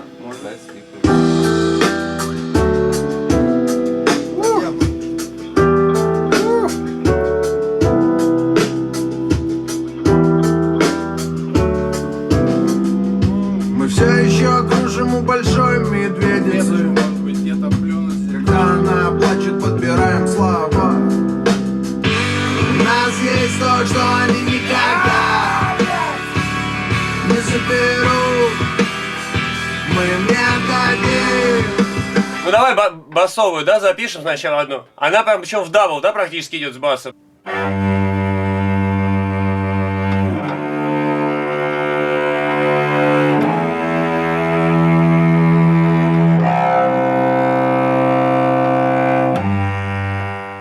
У нас есть то, что они никогда не заберут. Мы им не дадим. У нас есть то, что они никогда не заберут. Как Мы им не дадим. песню называется она? Она называется «Перемен». Это последняя песня на альбоме. Называется «Перемен». Да? У нас есть то, что они никогда не заберут. Мы им не дадим. Хорошо, что просто раскопирую еще раз. Песня про внутреннюю силу. Можно то, что вот там внутри у тебя. То, что заставляет тебя быть самым лучшим чемпионом, лучшим гитаристом, лучшим спортсменом, лучшим человеком. Нас есть то, что они никогда не заберут. Мы не дадим. Нас есть то, что они никогда не заберут. Мы не дадим. Вообще-то цифра 7 и очень часто используется в приключенческой вот этой истории. Кто-то, собственно, 7 вулканов, 7 континентов, кто-то самых 7 высших точек, 7 континентов, кто-то 7 марафонов, но в моем случае 7 песен, 7 континентов, только я записал немножко больше. Там даже спустя 2,5 года немногие люди знают о существовании этого альбома и многих песен, хотя там условно есть песня с Агутиным. Агутин, по-моему, не записывался с хип-хоп-артистами. Ни разу. Глобально, да. То есть ты это сделал просто потому, что ты пообещал, или ты просто думал, что на что-то рассчитывал условно. Я не знаю, что... Они, наверное, тоже пойдут навстречу, ты сделаешь этот жест, и это как-то... Это не был жест какой-то доброй воли, я просто держал свое мужское слово, я это привык делать всегда. А вы договорились насчет этого Максимально. в самом начале или когда вы понимали, что вы будете расходиться, и ты сказал, ребят... Да, потому что когда меня отпускали там туда на 9 дней, сюда на сколько там, на неделю, что ли, когда я в Антарктиду ездил, ну, с учетом всей поездки. Был разговор о том, что это упущенные деньги. Компания несет издержки, и ты их покроешь вот именно этим релизом. И если я этот альбом... Они подшучивали, что вот контракт закончится, а ты альбом унесешь с собой. Но я говорил, ну, как бы не то, что говорил, дал слово, что такого не произойдет, и такого не произошло. Я хотел развязать себе руки. Я вообще очень сильно переживал, что уж скрывать, за то, что аудитория видела во мне просто танцора локтями и человека одной песни. И почему-то вот это желание кому-то что-то доказать всегда зудило где-то внутри. И хотелось сделать что-то такое, что-то непохожее, что-то, что может не оттенить все эти локти, весь этот трэп, а просто повернуть на 180 градусов внимание слушателя. На мой взгляд, это получилось. Просто любой музыке нужно продвижение. Вообще любой. Его не было. Альбом вышел, и все. Да, Ливан вообще не человек, который танцует локтями. Это никак, типа, не описывает его этот трек. Он давно уже от этого отошел, и как раз, мне кажется, на Пангее, да, это настоящий Ливан, мне кажется, эти песни именно вот очень характеризуют его. Лёва огромный человек. Когда он заходит в комнату, прям чувствуешь сразу. Кажется, что человек не может столько всего сделать и так мало спать. И при этом еще быть таким вежливым, таким нежным, таким добрым. Лёва и есть Пангея, мне кажется. Он и есть такой огромный, глубокий. Народность, энергия. Наверное, как-то так. Не знаю, нет секрета успеха, как бы нет формулы. Есть куча факторов, такие как там труд, трудолюбие, я не знаю. Этот документальный фильм выпускается спустя 3 года после того, как была финальная точка, был выпущен альбом, потому что, ну, нельзя было, это все было не наше, теперь это наше, и теперь это для вас.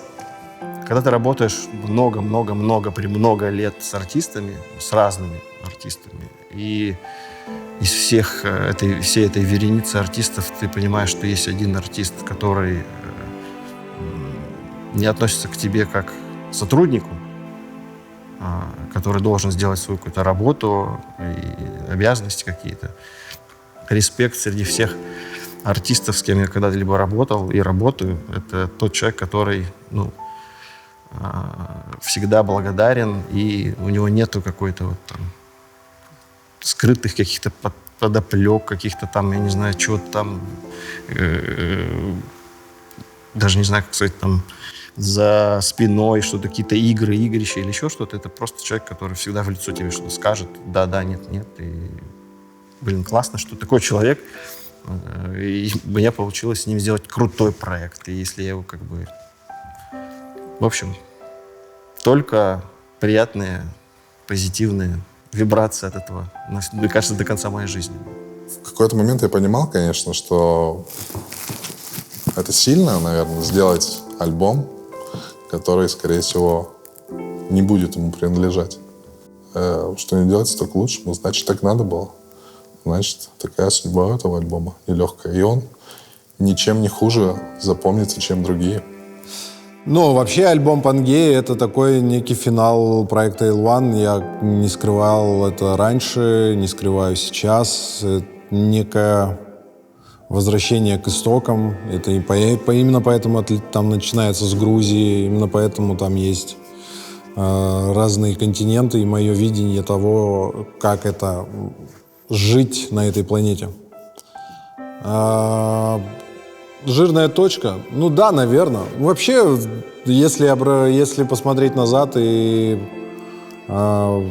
обратить внимание на все время сотрудничества с лейблом. Это было великолепное время. L1 только набирал обороты, все получалось, каждый альбом был супер, на каждом альбоме были хорошие песни, у нас было много концертов, мало времени, много идей, и Пангея, она как бы ознаменовала все это, потому что мечта молодого парня чего-то добиться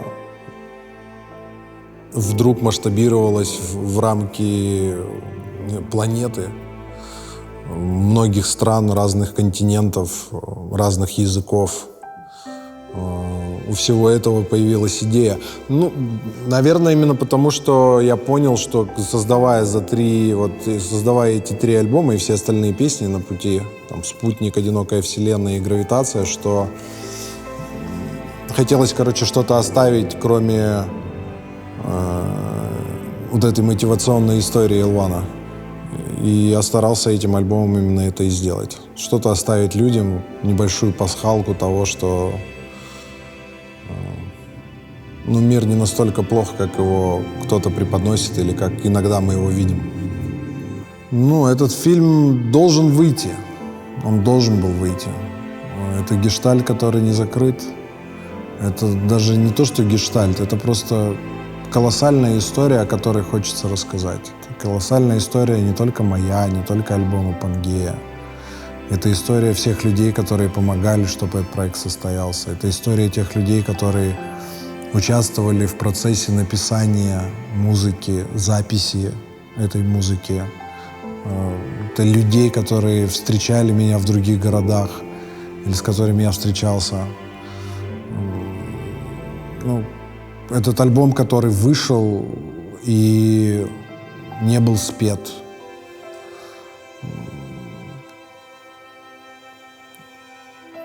Странно осознавать, что твой концерт, к которому ты так долго шел на тот момент, самый большой в истории, и альбом, к которому ты подвел такую фундаментальную идейность, по итогу оказался одной из самых главных драм в твоей жизни. Хочется, чтобы эта история осталась на память. Не только в моей голове, не только в архивных кадрах, чтобы люди могли посмотреть, как это может быть, какие есть другие места. Очень же много людей не путешествуют вообще по миру. Чтобы люди увидели, что иногда даже самые сумасшедшие идеи могут случаться. Теперь только кто-то может реально, записать альбом за 80 дней, облетев всю планету, и попасть в книгу рекордов Гиннесса. Но пока другого такого сумасшедшего болвана, как Горозия Ливан, я не знаю, который поехал бы по 7 континентам и записывал там песни. Я просто хочу, чтобы это было кем-то увидено, потому что это кем-то услышано. Просто за этим альбомом намного больше, чем просто несколько цифровых файлов на твоем телефоне или на ноутбуке. Здесь большая история. И история не одного человека, а многих-многих людей. И этот фильм должен выйти как раз в том числе и из-за них. Это мое большое спасибо каждому, кто участвовал в этом большом проекте под названием «Пангея». И каждый раз, когда я рассказываю об этом, меня просят говорить об этом как можно больше в позитиве. В любом случае я буду скатываться в эту легкую грусть, потому что как бы много не было светлого, связанного с этим альбомом, как бы много улыбок, новых знакомств, крутых картинок, все равно это грустная история. История записанного альбома, который у тебя забрали, и очень долго не отдавали. Ну, в том числе и архивные кадры. Ну, все не просто так, что у этого есть какая-то цель. Как и у этого фильма. Доказать людям, что можно мечтать по-крупному, вдохновляться. И рассчитывая на взаимную помощь и поддержку твоих друзей и близких, можно свернуть горы. В конце нашего путешествия мы приехали в Кутаиси, в дом родственников Ливана, где собралась вся наша команда и вся его семья. Была его бабушка, которой за 80 лет, по-моему, она готовила нам своими руками хачапури. Такое настоящее, такое трушное грузинское застолье с тостами, с настоящим тамадой, которое длилось, по-моему, часов 8, на котором у нас у всех случился такой небольшой сеанс коллективной психотерапии, скажем так.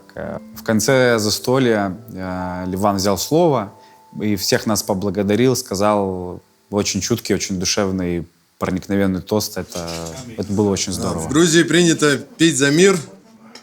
И я безумно рад, что сегодня за этим столом мои друзья, люди, с которыми нас очень много объединяет, они из разных стран, из России, из Белоруссии. Кто-то раньше жил в Узбекистане, кто-то из Грузии. Я очень рад, что вы сидите за столом нашей семьи. И в свое время наш поход по Грузии завершается в нашем доме, а альбом Пангея начинался с застолья. Альбом про мир, про людей, про то, что музыка может объединять абсолютно разные нации. Я безумно рад, что мы сидим за этим столом, безумно рад вернуться домой, вернуться на родину. За мир. Дай Бог, чтобы в Грузии, в России, во всем мире не свистели пули, люди жили в счастье и никогда не знали этого плохого слова «война». За мир во всем мире. Дай Бог, чтобы так было.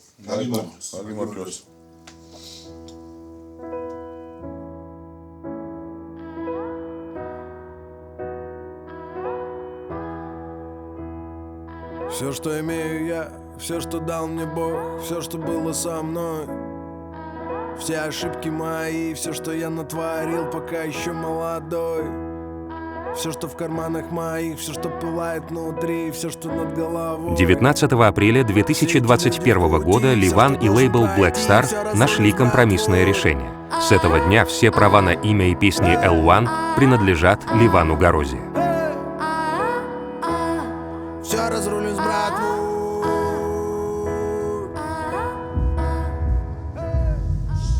Бай-бай.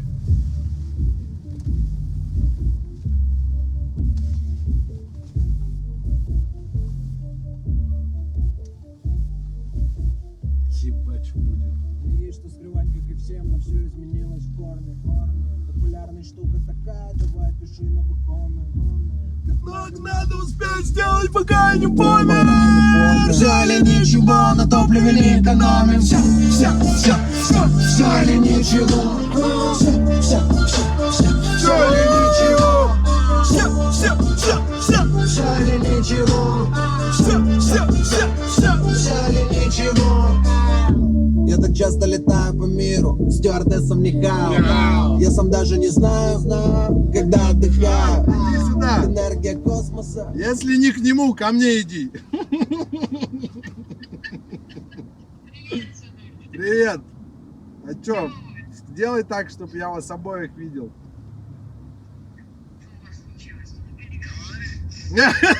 Все только показывает. Я забрал все песни и имя только что.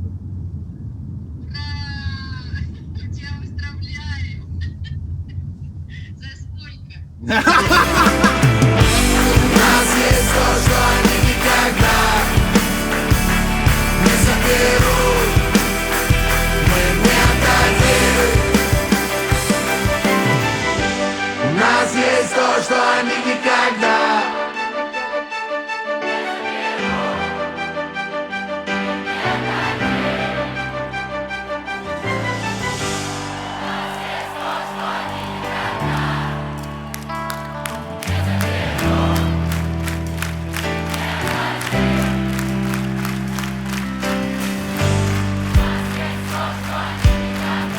По некоторым прогнозам, в будущем континенты еще раз соберутся в суперконтинент с названием Пангея Ультима. У нас есть то, что они